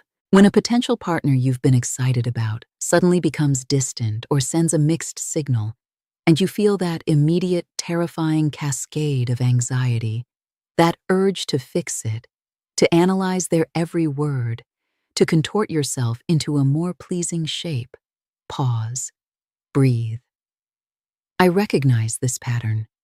This is the activation of the belief that I am not worthy of consistent love, that I must earn it, that I am about to be abandoned. I feel this panic in my throat and in my hands. I am here with it. I am not running from it. This simple, repeated act of recognition is profoundly, miraculously powerful. A belief that operates in the darkness and shadows of the unconscious mind has absolute, tyrannical power over you.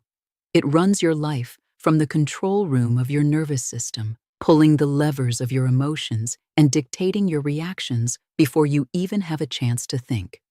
But a belief that is brought into the light of conscious, loving awareness begins to lose its hypnotic grip. It can no longer pretend to be you. You begin to see it for what it is: an old, inherited, and often outdated program that has been running on autopilot. And any program, my dear, can be lovingly, deliberately, and permanently changed. Think of it like this. You cannot remove a weed in the pitch-black darkness of night. You would stumble, you might pull up a precious flower by mistake, and you would likely miss the weed entirely. You must first turn on the light in the garden to see the weed clearly for what it is. Separate from the flowers, separate from the soil. Recognition is switching on the gentle, loving lamp in the sacred garden of your mind. You practice this not for an hour a day, but as a continuous, gentle orientation. You become a student of your own inner landscape, mapping the terrain of your feelings and tracing them back to the beliefs that gave them birth. This, in and of itself, is a revolutionary act of self-love and reclamation.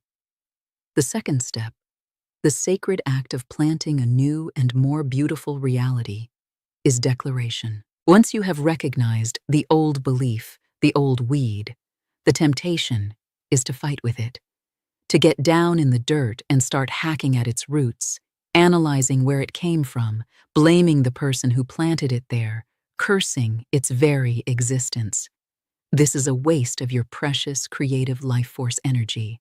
What you resist persists. What you fight, you strengthen. A more graceful, powerful, and effective way is to gently, lovingly, and firmly replace it. This is where you consciously and deliberately plant a new seed in the exact spot where the weed once grew. This is the power of your spoken word, your sacred decree. As the great Florence Scovel Shinn taught so beautifully, your word is your wand. When you speak a word with feeling and conviction, you send a potent, creative vibration out into the universe, and that vibration must, by the immutable law of creation, return to you as a manifested experience. Your words are not empty sounds. They are living things. They are commands. They are the seeds of your future. So, when you have recognized the feeling and the thought pattern of lack, you do not deny it or suppress it. You acknowledge its presence, and then you declare your new, higher truth over it. You speak it aloud, if possible. Let the very vibration of the words travel through the water in your cells, recalibrating your entire being to a new frequency. With quiet, calm, and unshakable conviction, you might declare, I see and acknowledge this old, inherited pattern of belief in lack and limitation. And now I dissolve it in the light of this new truth. I now plant the seed of divine, infinite, and ever-present abundance. I am a child of a rich, loving, and infinitely generous universe, and my every need is met with grace, surprising ease, and perfect timing. I am open and receptive to my good. When you recognize the familiar, painful feeling of loneliness or unworthiness in love, you breathe, you acknowledge, and then you declare, I release, with love and gratitude for the lessons it taught me, this painful pattern of seeking love and validation outside of myself. I now declare a new reality. I am a radiant, magnetic center of divine love. I am whole, complete, and magnificent just as I am. I am now drawing to myself the divine partnership that is mine by divine right, a love that mirrors, celebrates, and honors my own wholeness. These are not empty, hopeful, wishy-washy affirmations. They are commands. They are sovereign decrees issued from the throne of your own consciousness. They are the new, luminous, architectural blueprints you are handing to your faithful and eager subconscious builder. Now, be prepared. At first, your conscious mind, the loyal and protective guardian of your old familiar identity, will likely stage a rebellion. It will present a mountain of evidence to the contrary. It may scream with the voice of panicked reason, "That's a lie, that's not true. Look at your bank account. Look at your empty bed. Look at your past failures. You are just fooling yourself. This is dangerous nonsense. Your job is not to enter into a ferocious debate with your own mind. You will never win that argument because the mind's job is to believe what it sees. Your job is to access a deeper wisdom. You are the queen of your inner kingdom. You do not argue with a dissenting courtier. You simply calmly and regally restate your royal decree. You can say to that frightened part of your mind, "Thank you for your concern. I appreciate you trying to protect me. But I have made a new decision. This is the new law of my land. My word is law." And so it is. You are speaking not to your present circumstances, but from the end result, from your desired reality. You are standing in the feeling of the wish fulfilled and declaring it as a present fact reality. You are planting the new seed over and over and over with the gentle, unshakable persistence of falling rain that eventually, inevitably, softens and penetrates the hardest, most sun-baked ground. Here are 2 more affirmations in the powerful and direct spirit of Florence that you can use to water your new seeds daily. The heavy, leaden walls of lack and delay now crumble away into dust before my very eyes, and I now walk forward, unimpeded, into my promised land of abundance, joy, and true love, under grace and in a perfect, miraculous way. I am now divinely and irresistibly guided to my perfect place, my perfect work, and my perfect people. My world is now a flawless, breathtaking reflection of divine order, harmony, beauty, and ever-expanding good. The third and most crucial step, the one that breathes life, fire, and magic into the entire sacred process, is embodiment. This is the step that most people miss, and it is the alchemical secret that makes all the difference in the world. A declaration held only in the thinking mind is a seed left on top of the hard, dry soil, exposed to the elements. It will not, cannot take root. For the seed of your new reality to germinate, to split open and send its roots deep into the creative substance of the universe, it must be planted in the rich, fertile, moist, and life-giving soil of feeling. You must feel the truth of your new reality now, before you have a single shred of external evidence for it. This is not about pretending. It is not a desperate, strained, and inauthentic attempt at faking it until you make it. It is the sacred and powerful art of consciously accessing the frequency, the actual energetic signature of your desire before it has physically manifested. It is remembering the great spiritual law that the feeling is the prayer, the feeling is the magnet, the feeling is the precursor to the form. You must first generate the feeling state of the reality you desire, and then and only then can that reality take form around you. This is not just a mental exercise, it is a neurological one. You are carving new neural pathways of having, of safety, of worthiness. You are teaching your body, on a cellular level, the feeling of its new home. So after you make your powerful declaration, close your eyes. Do not try to visualize the how. The how is the domain of infinite intelligence, and it is infinitely more clever and creative than your conscious mind could ever be. Getting caught up in the details of when, where, and through whom your good will come is the fastest and surest way to introduce doubt, resistance, and constriction. Your job is not the how, your job is the what, and more importantly, the what it feels like. Simply tune your awareness into the feeling of the wish already fulfilled. What does the feeling of complete, unshakable financial security and glorious freedom actually feel like in the cells of your body? Is it a warmth spreading through your chest and down your arms? Is it a profound and total relaxation in your jaw, your neck, your shoulders? Is it a sense of expansive, blissful peace, a quiet, settled hum of well-being that has nothing to do with a number on a screen, but everything to do with a deep, cellular trust in life? Breathe into that exact feeling. Allow it to fill every cell, every molecule of your being. Wear that feeling like a beautiful, invisible cashmere garment for the rest of your day. Move through your world from within that feeling. What does the feeling of being deeply, unconditionally, and safely loved, cherished, and adored feel like in your body? Is it a sense of profound safety and belonging, like a warm blanket around your soul? Is it a feeling of being profoundly seen, heard, and celebrated for exactly who you are, with all your quirks and shadows? Is it a quiet, bubbling, radiant joy that emanates from your heart center without cause or condition? Inhabit that feeling now. You do not need another person to be physically present in the room to generate this feeling within yourself.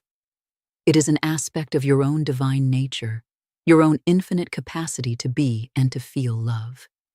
It is your essence. This is the real work. This is the sacred practice.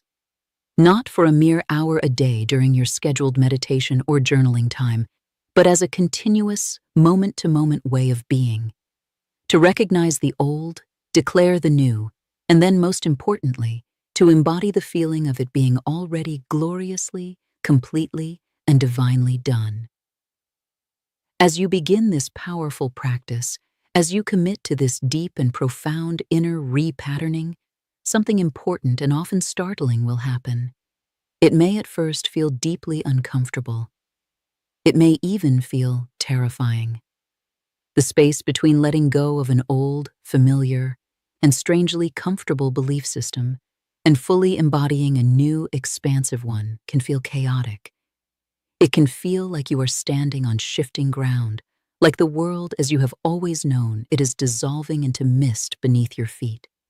Please, hear me when I say this. This is not a sign that it isn't working.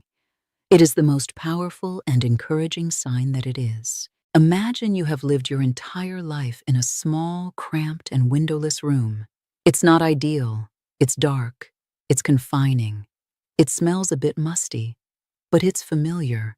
You know every crack in the wall, every creak in the floorboards. It is the known, safe, and predictable container of your identity. You know the rules of the small room.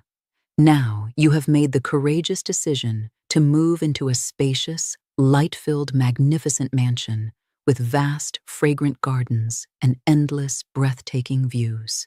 As the solid walls of the old, cramped room begin to dissolve, as they become translucent and then disappear, there will inevitably be a period of profound and unsettling disorientation. The familiar landmarks that defined your reality are gone. You might feel a strange sense of loss, a nostalgic ache for the familiar misery. You might feel a moment of sheer, unadulterated panic, an agoraphobia of the soul. The ego, that part of you that identifies with the old story of struggle and limitation, will scream with all of its might, with the urgency of a fire alarm. Go back to the small room. It was safer there. At least we knew the rules of the struggle. At least the disappointment was predictable. We don't know what's out here in this vast, open, unpredictable space. We could get hurt. This discomfort is the sacred friction of transformation. It is the necessary and holy fire of alchemy. It is the undeniable evidence that the caterpillar is dissolving into a nutrient-rich, primordial soup inside the chrysalis, a process that must look and feel like death before it can become resurrection. It is the old self dying to make way for the birth of the new, true self. Do not run from this feeling. Do not distract yourself from it with busyness or numbing behaviors. Breathe into it. Welcome it as a holy messenger. It is the undeniable evidence that the sacred fire is working its magic, turning the heavy, dense lead of your old limitations into the radiant, priceless gold of your authentic, divine self. The outer world may not change overnight. You have planted the new seed, but it needs time to germinate in the darkness, to gather its strength beneath the surface before its first tender green shoot has the power to break through the hard-packed soil of your old reality. During this sacred waiting period, this holy gestation, your faith is the water and the sun. This is when you must stand firm, with the quiet dignity of a queen, in your new identity, in your new feeling state, regardless of what the lagging mirror of your current reality is reflecting back at you. You may find for a time that things even seem to get worse. This is a common and powerful sign of an imminent breakthrough. It is the old reality having a final temper tantrum, testing your resolve, asking you, "Are you sure? Are you really, truly sure you want to leave me behind?" You must trust the unseen process. You must know, with a conviction that transcends logic and defies all appearances, that the most important and powerful work is happening in the invisible first.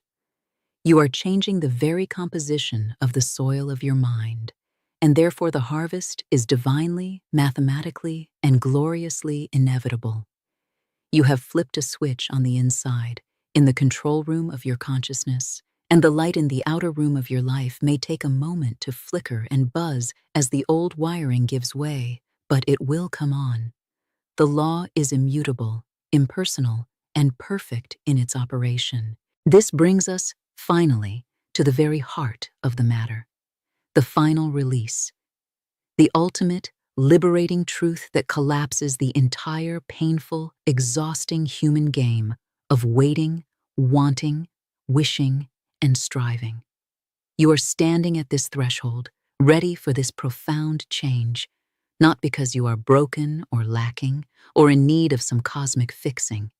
You do not need to become more worthy, more spiritual, more disciplined, or more deserving to earn the life you desire.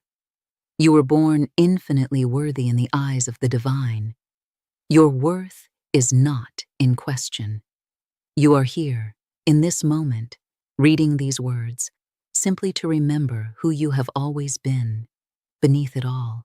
The version of you who is effortlessly abundant, who is cherished and adored, who is radiantly healthy and creatively fulfilled, is not some future tense, idealized personality you are trying to build from scratch through sheer effort. It is your original nature. It is your divine blueprint. It is the unshakable truth of you that has been patiently, lovingly waiting beneath the heavy layers of societal conditioning, the false identities you adopted to survive your childhood, and the inherited limiting beliefs of your ancestors. The journey is not one of strained, desperate creation, but of graceful, joyful, and liberating reclamation. And the two words that unlock this reclamation, that serve as the master key to this new and glorious state of being, are a declaration of this timeless foundational truth. They are not a request. They are not a hope. They are a statement of fact from a higher dimension of reality, spoken into this one to make it so. Are you ready to receive them? To let them land in the very center of your being, like a stone dropping into a still pool of water, sending ripples of truth out to every cell? Breathe in, deeply. Fill your lungs with the air of this present, powerful, creative moment. And as you breathe out, say these words aloud. Let them be a vow. Let them be a prayer. Let them be a command. Let them land not in the crowded, noisy corridors of your mind, but in the sacred, silent, knowing chamber of your heart. It's already mine. Again. Slower this time. Feel the undeniable vibration of them in your throat, in your chest, in your bones. It's already mine. Let that profound and simple truth wash over you. Let it dissolve every last vestige of resistance. Let it soothe the striving, anxious part of you that has worked so hard for so long. The abundance you seek? It's already yours. It exists in its infinite, glorious totality in the invisible storehouse of the universe, awaiting only your conscious feeling claim. The devoted, beautiful, safe love you desire. It's already yours. It is the very fabric of your being, seeking its perfect, harmonious reflection in the outer world. The unshakable peace and well-being you long for? It's already yours. It is the eternal, silent, and ever-present center of your soul. This is not an affirmation designed to convince a skeptical part of yourself. This is a recognition of what is already and has always been true in the realm of spirit, in the quantum field where all potentials exist simultaneously, in this eternal creative moment of now. When you declare, with the quiet, unshakable authority of your soul, "It's already mine," you collapse time. You stop projecting your good, your joy, your peace into a perpetually receding future, and you pull it into your present moment through the powerful, magnetic portal of your own consciousness. You shift, finally and forever, from the painful, draining, and repulsive frequency of wanting, which by law can only ever create more experiences of wanting, to the peaceful, magnetic, and receptive frequency of having.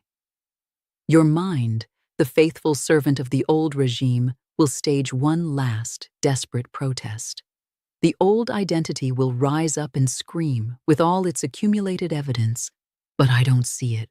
My 5 senses, my bank account, my current relationship status, my entire life history tell me a completely different and more realistic story." And you will smile gently at that old, frightened, and well-meaning voice. And you will say with the calm, loving, and final authority of a queen who has reclaimed her throne, "My 5 senses can only report on the past. They are excellent historians, showing me the perfect manifestation of my old beliefs. But my belief, my word, my feeling state is a prophet. It creates the future. I choose to stand in the higher reality that transcends appearances. It's already mine, and I will stand here until the world of appearances conforms to my decree." This is the final choice, the ultimate act of faith. Will you continue to believe the lagging historical report of your 5 senses? Or will you choose, right now, to believe the eternal, present tense report of your soul, your inner knowing, which whispers the timeless truth of what is already yours by divine right and sacred inheritance? You are not broken. You are remembering. You are not lacking. You are expanding. You are not waiting. You are becoming. And in your becoming, you are simply returning to the magnificent truth of who you have always been. This is your moment of reclamation. This is your crossing of the sacred threshold. The door was not locked. It was never locked. It simply and always opens inward. And so, I invite you now to make this your sacred silent vow, to walk through the rest of this day, this week, this precious life, from this new, unshakable, and peaceful center of gravity. Move as the one for whom it is already done. Speak as the one who knows her supply is infinite and her words are creative magic. Love as the one who is already whole, complete, and adored. Leave a comment below and seal this new, sacred agreement with the universe and with the deepest part of your own soul. Write, with the conviction of this holy moment fresh in your heart, "I am ready to lead my subconscious." Let this be your declaration, your powerful, uncrossable line in the sand. The moment you stopped looking for the key and remembered, with a flood of relieved laughter, that you were and always have been the door. And now, the only question that truly matters, the question that will shape the rest of your magnificent and unfolding life, is this. Knowing that it's all already yours, who do you choose to be right now in this holy, creative, and brand new moment? There is a divine law, higher, invisible, perfect, which governs all things seen and unseen. When you align with this law, miracles unfold with ease and grace. There is no struggle in spirit, no effort in the divine mind. Everything you give to God, God returns pressed down, shaken together, and running over. You are not at the mercy of chance or luck. You are guided by the infinite intelligence which knows your heart, your intentions, and your desires even before you speak them. When you give in faith, when you move in trust, when you act in obedience to the quiet whisper of the Spirit, you set into motion a current of blessing that must return to you multiplied. So many souls live in fear, doubt, or the prison of what appears to be lack. But appearances are deceptive. What you see with the outer eye is often the reverse of what is true in the spirit. The truth is that God's storehouse is infinite. The divine source is never exhausted. When you do something, not for personal glory, not for applause, not even for the reward, but for God, you step into a current that can only carry you higher. God requires no grand gestures. He sees the motive behind the smallest deed. You may give a kind word when it would be easier to be silent. You may forgive someone who hurt you deeply. You may choose peace instead of resentment. And when you do these things, not for your own sake, but because you trust in God's plan, you create a magnetic field around you, drawing in the blessings that already belong to you in the invisible. The subconscious mind is the servant of your spirit. What you impress upon it in faith will come into form, sometimes overnight, sometimes after a season of silence. But it must come.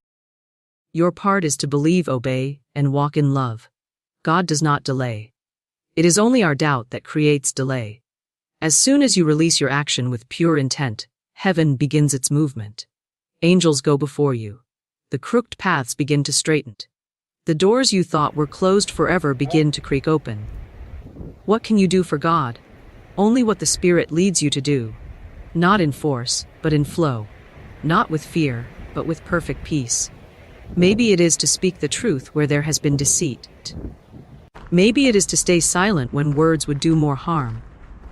Maybe it is to give when you feel you have little. Maybe it is to walk away from what is not yours. Whatever it is, the instruction will come. And when you obey that instruction with joy, you position yourself for divine reward. Not always in the form you expect, but always perfect, always overflowing, always timed exactly right. God is not mocked. Whatsoever a man soweth, that shall he also reap. But when he sows unto spirit, unto divine love, unto obedience, unto truth, he reaps the miracle, he reaps the favor, he reaps the reward. Divine law rewards faith-driven action, not. This principle is not bound by human laws or by the logic of the material world. It exists above intellect, above effort, above striving. It is the unseen current that governs the affairs of those who have awakened to a deeper truth, that the power of spirit shapes the circumstances of our lives with precision, justice, and love. Divine law is perfect, and when we align ourselves with it, when our actions are driven by faith and trust in God, we tap into a system that cannot fail. You do not need to move mountains by your own strength. You need only act in the direction of divine guidance, and the mountain will be moved for you. Faith-driven action is not busy effort. It is not running around, trying to fix things in your own way. It is calm. It is directed. It is quiet obedience to the still, small voice within. It is hearing the whisper of God and stepping forward, even when nothing around you suggests that you should. It is taking one small act, one movement. Not because of what you see, but because of what you know in the unseen. When you act in faith, you are declaring with your whole being, I trust in the divine order. I trust in the invisible supply. I trust that even if I cannot see the results yet, God is already working. You are moving by inner conviction, not outer evidence. And this is what activates the law. It is the movement itself, born not from fear, not from force, but from a deep place of spiritual assurance. You are no longer pushing against the tide. You are flowing with the eternal rhythm of the universe. Faith-driven action may look simple to others. It may look like silence instead of speaking, or leaving a job, or walking into a room with peace when chaos surrounds you. It may look like giving something away when your own hands seem empty. But to the divine, it is a trumpet blast. It is the soul's way of saying, I believe. And in response, the entire universe reshapes itself around that belief. Because faith is substance. It is not imaginary. It is a force. It carries the blueprint of your desire and impresses it on the invisible matrix of reality. You can give endlessly, work endlessly, strive endlessly, and still see little result if you are not moving in faith. But when the smallest act is born from spiritual conviction, it carries power. It becomes magnetic. It becomes creative. Divine law responds to that kind of action because it is aligned with truth. The truth that all things are already complete in the invisible realm. That lack is illusion. That limitation is a shadow. That the kingdom of God is within you, and from that place flows all supply, all wisdom, all solutions. This is not the faith of desperation, hoping something will change. This is the faith that knows. That acts not to convince God, but because it is already convinced. It does not beg. It does not chase. It simply obeys. And in that obedience, it touches eternity. There is a divine pattern for your life, and when you move according to that pattern, you experience ease. Even in the face of adversity, there is a peace that comes with knowing you are doing what you were guided to do. There is no coincidence in the divine economy. Everything that appears in your life is connected to your inner state and your conscious or unconscious actions. When you align those actions with faith, when you choose to believe even when fear is tempting, when you move with God rather than against what appears, the law goes to work. People show up. Doors open. Delays dissolve. But it is not because you forced it. It is because you obeyed the principle. You gave God something to multiply. God does not reward effort for effort's sake. He rewards obedience to truth. And truth is not loud. It is not dramatic. It is often quiet, internal, soft. But it is always powerful. When your action is motivated by truth, by trust, it becomes the seed of miracle. It cannot be otherwise. Divine law has no loopholes. It cannot be tricked, it cannot be bribed, and it cannot be rushed, not. But it is unfailingly precise. It brings to you exactly what corresponds with your deepest convictions.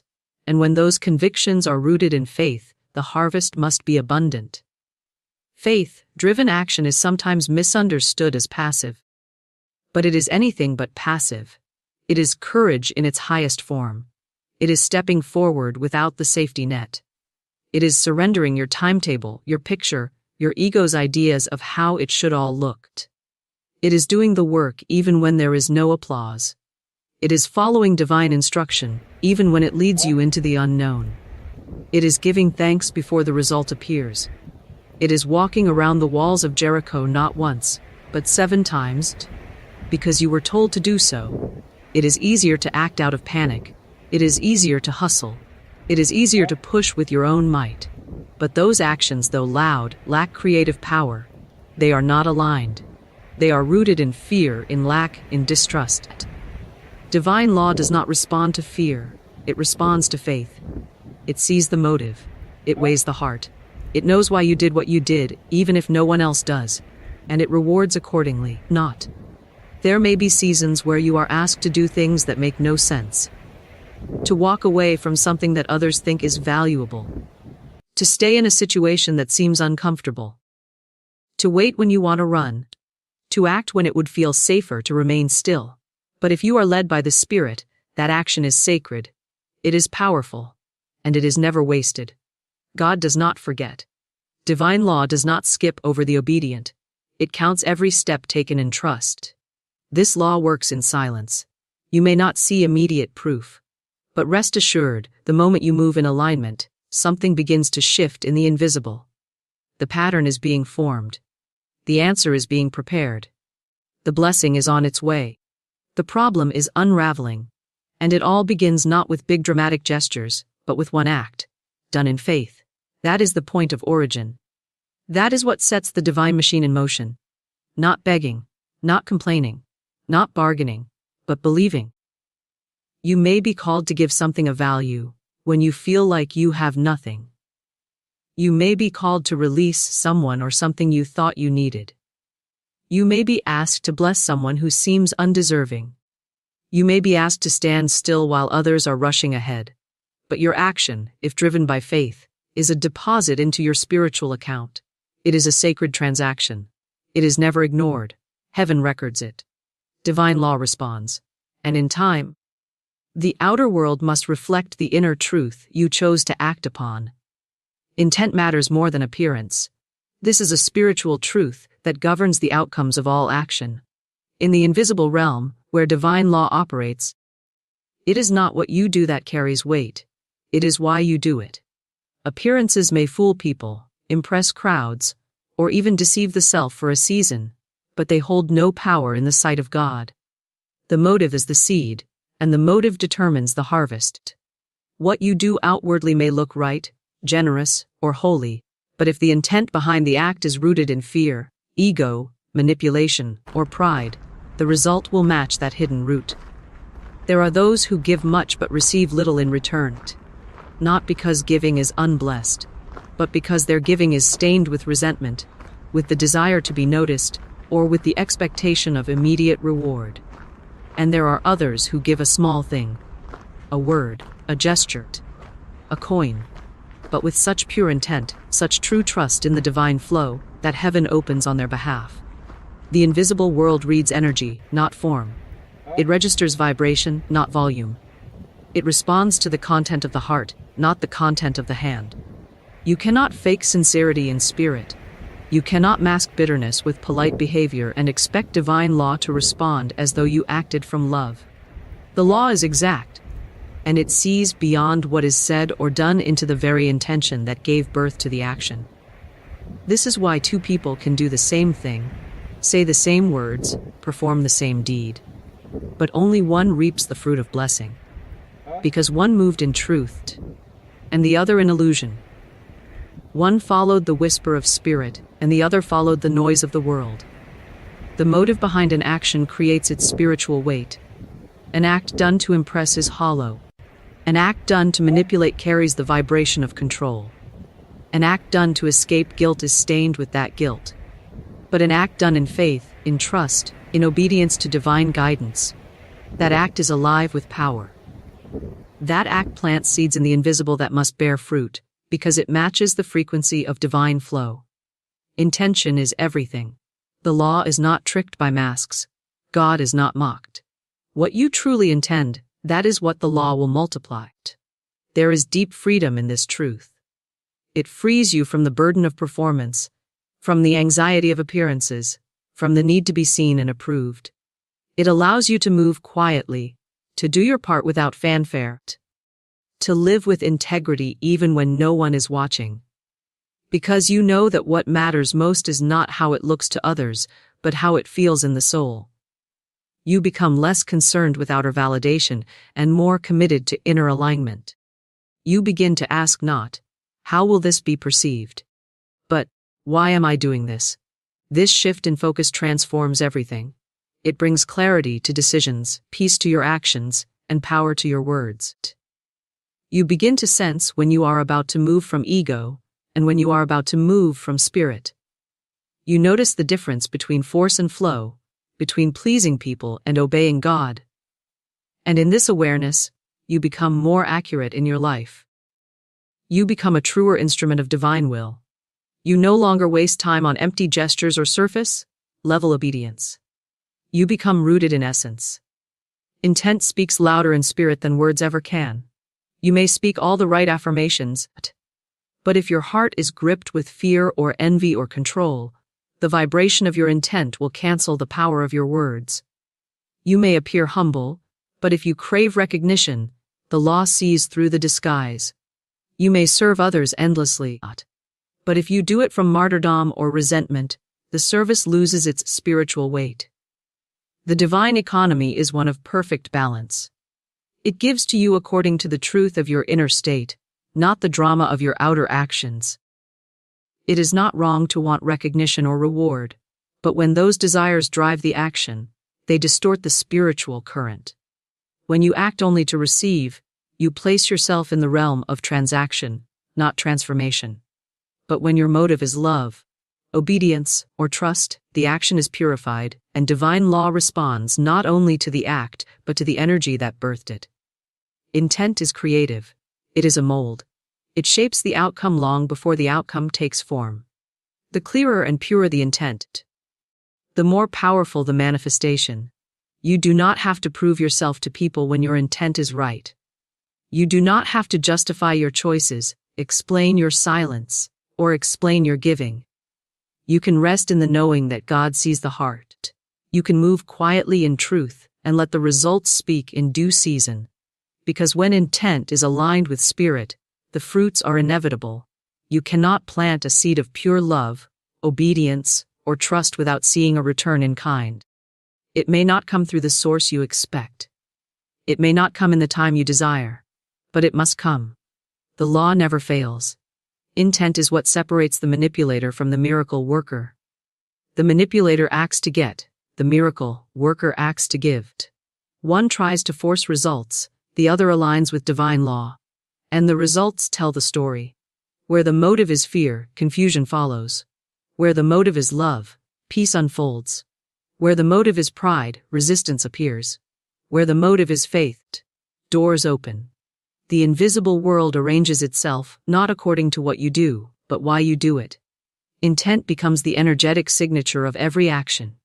It is the spiritual DNA that determines what is drawn back to you. And because divine law operates with absolute precision, you can trust that every action will return in alignment with its origin. This is not a cause for fear but a call to alignment. It is not a punishment system. It is a reflection system. It mirrors you. It reflects your energy, your honesty, your integrity. It cannot reflect what you pretend to be.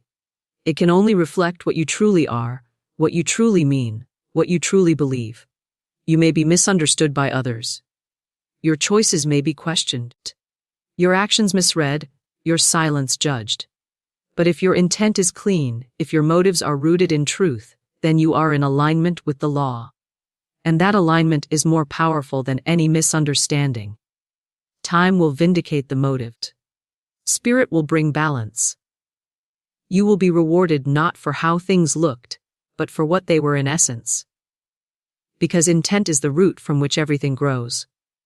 You do not have to broadcast your intentions when they are clean. They carry their own vibration. They speak into the field of the unseen. They send out a spiritual signal that the law cannot ignore. People may doubt you. They may accuse or question. But the law knows. God knows. Spirit knows. And when you stay anchored in that truth, you move through the world with quiet confidence. You do not need to prove or defend. You only need to stay aligned with your highest motive. When you act from truth, you are upheld by truth. When you move from spirit, spirit moves for you. When your motive is love, love returns to you multiplied. And when your heart is pure, the whole universe begins to conspire in your favor, not because of what you did, but because of why you did it. Obedience to spiritual guidance activates blessings. There is a current that flows from the divine into every life, a subtle yet unmistakable whisper of direction that emerges from within. It does not come through logic or fear, nor does it rely on outer conditions to make itself known. It speaks in silence, in intuition, in the inner nudge that says, "Go here," or "Wait there," or "Release this," even when everything in the outer world seems to contradict that message. Spiritual guidance is the voice of infinite intelligence communicating with the soul, and when one obeys that voice, regardless of what circumstances suggest, the pathway of blessing is unlocked. This obedience is not rooted in duty or religious fear. It is rooted in trust. It is born from the knowing that God sees what we cannot, that the divine plan is greater than the mind's agenda, and that timing, order, and alignment are all handled by a power far wiser than our own. To obey spiritual guidance is to recognize that your inner instruction is not a random thought, but a divine directive. It is to treat the inner prompting with reverence, even when it makes no sense to the rational mind. This kind of obedience activates blessings because it brings you into harmony with your divine design. You stop trying to make life happen and begin allowing the highest good to unfold through you. Obedience does not always look dramatic. Sometimes it is quiet. Sometimes it means not responding to something that once would have triggered you. Sometimes it means staying when you want to run, or letting go when you want to hold on. Sometimes it means taking one simple step without a clear picture of what comes next. But each of these steps, when directed by spirit, carries a ripple effect far beyond what the human eye can see. Divine law operates with precision, and every time you follow divine instruction, no matter how small, it sets new forces in motion. It reorders your circumstances. It moves people, places, and opportunities into alignment with the path you were meant to walk. Blessings are not always the result of effort. They are often the result of alignment. And alignment comes through obedience. When you ignore the spiritual prompting, you delay the blessing. When you postpone the instruction, you block the flow. Not as a punishment, but as a reflection of your state, the universe waits for your agreement. It waits for your yes. And the moment you say yes, not just with words, but with action, you become a magnet to every good thing that was already prepared for you. The doors that seemed sealed begin to open. The confusion that lingered begins to dissolve. The provision that felt distant begins to find its way into your experience. Obedience may not make sense in the moment, but it always makes miracles. The instruction may feel inconvenient, uncomfortable, or uncertain, but its fruit is peace. The ego resists this kind of obedience because it wants proof, guarantees, and control. But spirit does not offer those. Spirit offers truth, and truth requires surrender. To obey is to trust that what you are being led to do is not only for your good, but for the good of all involved. It is to believe that there is a divine choreography at work, and your one small step is part of a larger dance that only God can see in full. Some are waiting for blessings while ignoring the instruction. They pray for breakthroughs, but dismiss the quiet voice that tells them what to do next. They want a new season but resist releasing what no longer belongs in their life. They want healing but cling to bitterness. They want increase but avoid the small act of giving that Spirit has asked of them. Obedience is the bridge.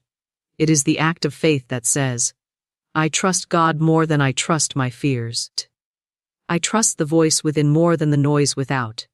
And when that bridge is crossed, the land of blessing is reached. The instruction may be unique to you. It may not make sense to anyone else. That is why it is spiritual. That is why it is sacred, not. It may involve doing something that others would never understand, but the reward is not in their understanding. It is in your alignment. Obedience connects you to the flow of divine timing. It places you in the right place at the right time, with the right people, doing the right thing. And when you are in that divine rhythm, what once felt hard becomes effortless. What once felt stuck begins to move. What once felt lost becomes clear. There is a blessing for every act of obedience. It may not be immediate, but it is certain. The instruction is never random. It always carries a purpose, even if that purpose is revealed only after the obedience is complete. Sometimes it is in hindsight that the beauty becomes visible, that moment when you realize, if I had not listened, I would have missed this. Those who walk with God learn to recognize that still, small voice. They learn to trust it above all else. And in doing so, they enter a life of divine flow, where struggle is replaced by synchronicity, and worry by wonder. The blessing that follows obedience is not always material. It may come as peace where there was once turmoil. It may come as strength to endure what once felt unbearable. It may come as clarity, opportunity, connection, or joy. But it always comes. God is not withholding. He is simply waiting for you to say yes. And the moment you do, the heavens begin to shift. What seemed impossible begins to unfold. Not through your striving, but through your surrender. Obedience is the currency of spiritual exchange. It is the way we say to God, I trust you more than I trust myself. This is why many who seem to have little in the outer world live rich, peaceful, miraculous lives. Because they obey, they listen, they follow, they trust. And the law rewards them, not because they earned it, but because they aligned with it. Obedience is not about perfection. It is not about never missing the mark. It is about willingness. It is about being humble enough to say, I don't know what's best. But God does. It is about being sensitive enough to recognize when Spirit is speaking and brave enough to respond, even when the response costs something. Every act of obedience strengthens your spiritual sensitivity. Every time you follow that voice, you become more attuned to it. You begin to recognize when it is speaking, when it is leading, and when it is warning, you become fluent in the language of spirit. And this fluency opens doors that hard work could never open. It brings divine protection, favor, wisdom, and provision, not earned through performance, but granted through partnership. Because obedience is not a transaction. It is a relationship. It is how we walk with God in real time, trusting that His ways are higher, His vision broader, and His timing perfect. The instruction may be small. It may be to speak or to stay silent, to move forward or to wait, to release something or to pursue something. But the size of the instruction does not determine the size of the blessing. It is the obedience that holds the power. The moment you respond, the pathway shifts. Not always in a way visible to others, but always in a way felt by the soul. A new order is established. A higher alignment is activated. And in that sacred space, blessing is no longer a future hope. It becomes a present reality. Giving to God invites multiplied return. This is not a theory or a metaphor, but a spiritual law that operates with perfect precision. When you give, not from obligation, fear, or manipulation, but from a sincere heart of trust and reverence, you open a divine channel through which blessings flow back to you in greater measure. What you release into the hands of the divine never leaves your life. It is transformed, multiplied, and returned in a form more powerful than what you surrendered. This principle does not depend on how much you give, but on the spirit in which you give. The energy behind the gift is what determines its return. People often think giving must be grand to matter, but in the spiritual realm, size is not the measure. Faith is. A small offering, given in complete trust, outweighs the most lavish gift given from pride or performance. The act of giving to God is not simply a transaction, it is a declaration. It declares that you know the source of all things, that you are not ruled by fear of lack, and that you trust the divine process more than you trust appearances. Every time you give with this consciousness, you affirm abundance, not scarcity. You affirm trust, not control. And what you affirm in spirit must be reflected in form. Giving to God can take many shapes. It can be money, time, love, forgiveness, attention, presence, or service. Anything surrendered in faith becomes sacred in the realm of spirit. It is not the form but the offering of the heart that consecrates the act. When you give your time to listen deeply to someone, you are giving to God. When you forgive someone despite the pain they caused, you are giving to God. When you speak the truth in love, when you tithe cheerfully, when you offer your work in service rather than for applause, you are placing something holy on the invisible altar of faith. And from that altar, miracles emerge.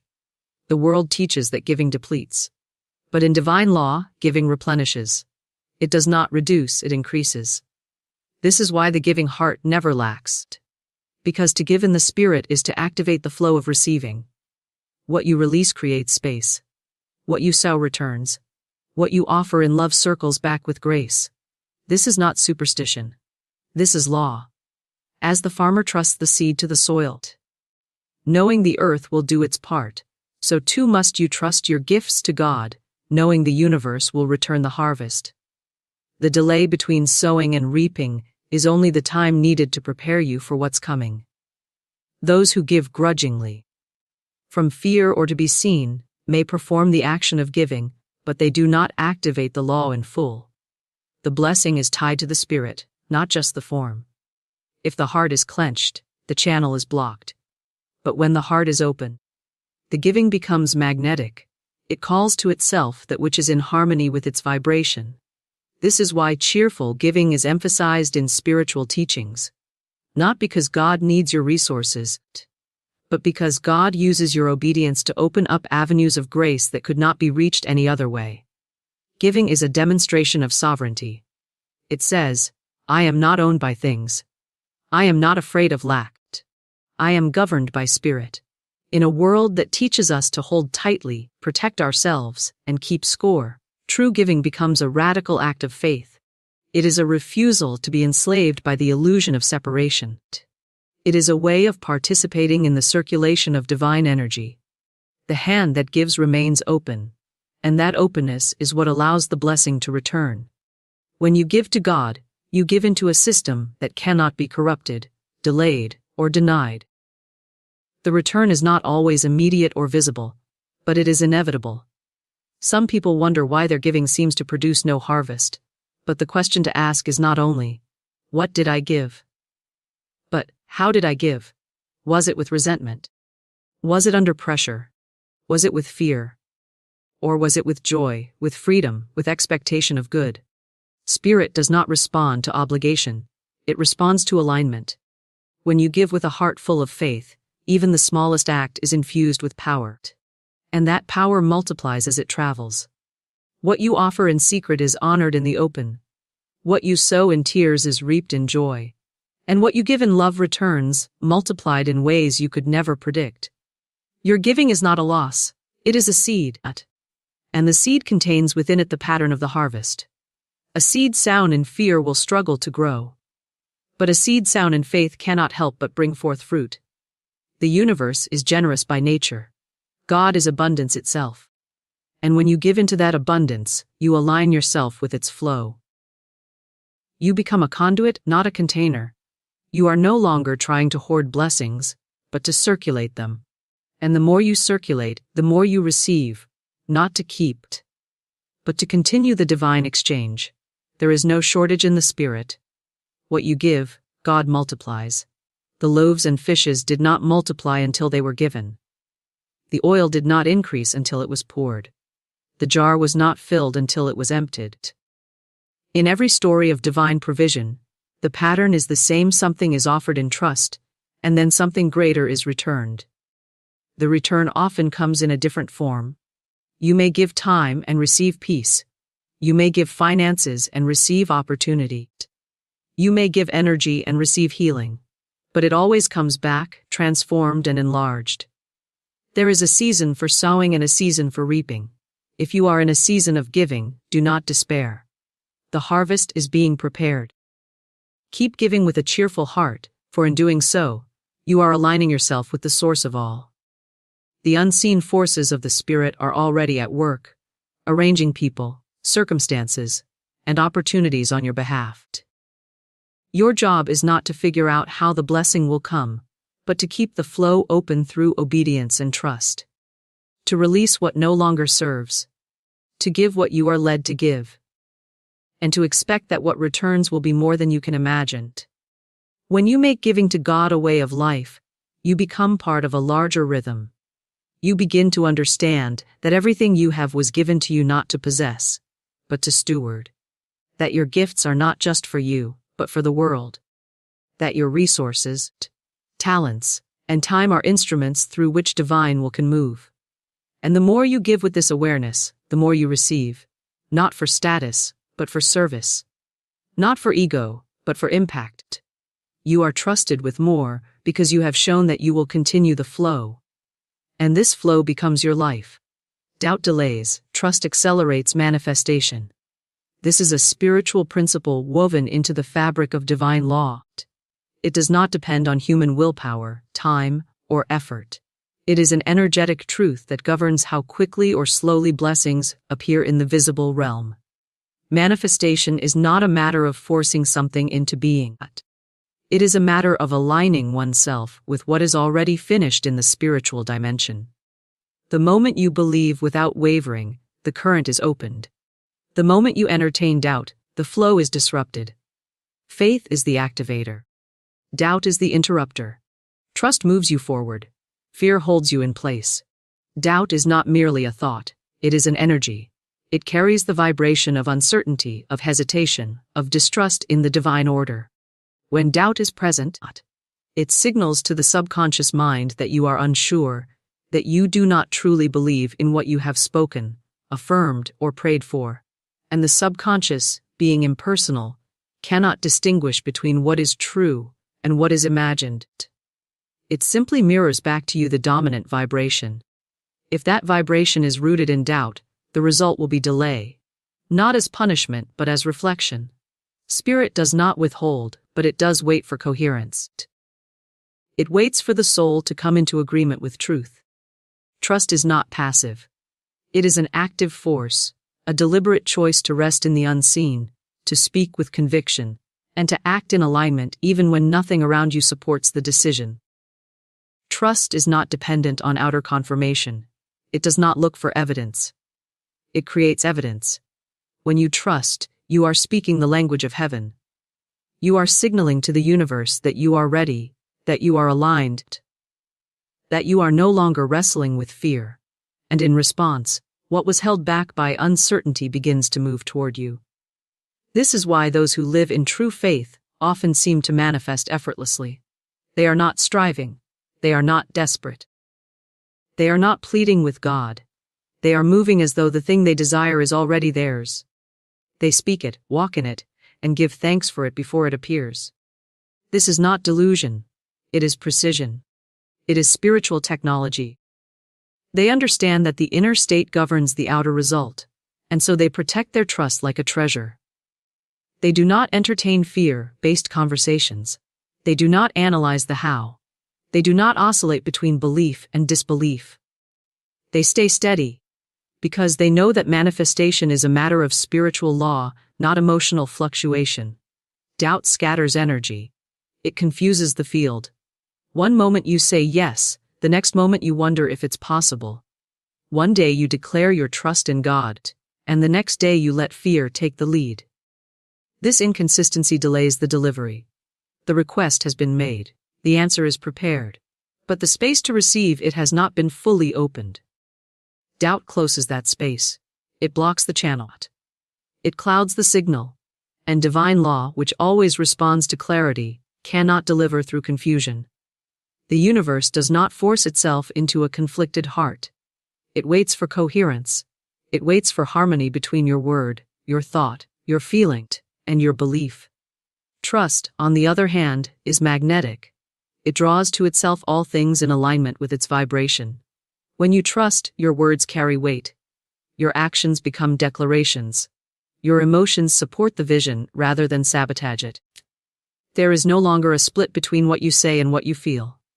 You are unified in intention, and that unity creates acceleration. Doors open. People show up. Circumstances align. Not by magic, but by law. The same way a seed bursts into growth when placed in the right soil, the desire manifests when rooted in the soil of unwavering belief. Manifestation is not delayed by God. It is delayed by the soul's inability to fully receive. And doubt is the barrier to that receptivity. It is the subtle voice that asks, what if it doesn't happen? What if I'm not worthy? What if it's too late? These questions, though quiet, carry a powerful energy. They plant seeds of uncertainty that choke the roots of faith. They draw attention away from the promise and back toward the problem. And where attention goes, energy flows. So the manifestation does not come, not because it is denied, but because it is being pushed away by the very mind that asked for it.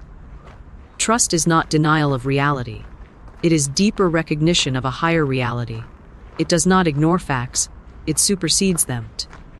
It does not pretend there are no challenges. It simply knows that those challenges are not the final authority. Trust holds to the vision even when the facts are loud. It sees the invisible. It speaks the unseen. It honors the process. It stays rooted. This rootedness sends out a frequency that tells the universe you are ready to receive. And readiness is everything. Manifestation does not come to those who beg. It comes to those who prepare a space for it with trust. Every great transformation begins with a choice to believe. Not a vague belief in goodness, but a pointed, deliberate trust in the power of spirit to bring forth what has been promised. That promise may come through intuition, through vision, through scripture, or through the deep inner knowing that something greater is calling. But once that knowing arises, it must be honored. Doubt dishonors it. Doubt says, I trust my fear more than my faith. Doubt says, unless I see it, I won't believe it. But trust says, because I believe it, I will see it. This shift in perception changes everything. Some wait for signs before they trust. But signs follow belief, they do not precede it. You declare your trust, and the signs begin to appear. You take the step, and the path becomes clear. You act on the guidance, and the resources meet you there. This is the rhythm of the spiritual life. Movement by faith creates the pathway. Movement by fear creates more questions. The more you wait for confirmation before trusting, the longer the delay. But when you trust without needing confirmation, you bring the unseen into the scene. You become a participant in the creative process, not just an observer hoping for a miracle. Doubt is learned. It is the voice of past disappointment, of conditioned fear, of collective limitation. It is not your original state. Trust is. Children trust naturally. They expect good. They ask and wait, knowing someone will respond. But over time, fear is taught. Scarcity is taught. Separation is taught. To return to trust is not to become naive. It is to become wise in spirit. It is to remember your divine source and your right to receive. It is to step into your inheritance without apology, without explanation, and without hesitation. There is no timeline in spirit. The delay you experience is not punishment, it is preparation. Trust speeds that preparation. It allows you to receive lessons with grace, to grow without resistance, and to stay aligned while the form catches up with the vision. Everything is already finished in the invisible. Your task is to remain aligned with that truth. And alignment means consistency. It means saying the same thing, thinking the same thing, and believing the same thing, no matter what appearances suggest. That consistency, born of trust, is what accelerates the manifestation from idea to reality. Trust is not a feeling, it is a decision. It is something you anchor into every day. When fear rises, you return to truth. When doubt whispers, you speak the promise louder. When the wait feels long, you give thanks in advance. Trust is a spiritual discipline. It is not always easy, but it is always fruitful. The more you practice it, the stronger it becomes. And the stronger it becomes, the faster the manifestation flows. Not because you forced it, but because you stopped resisting it. Trust creates the environment where miracles are no longer rare. They are natural, expected, and welcome.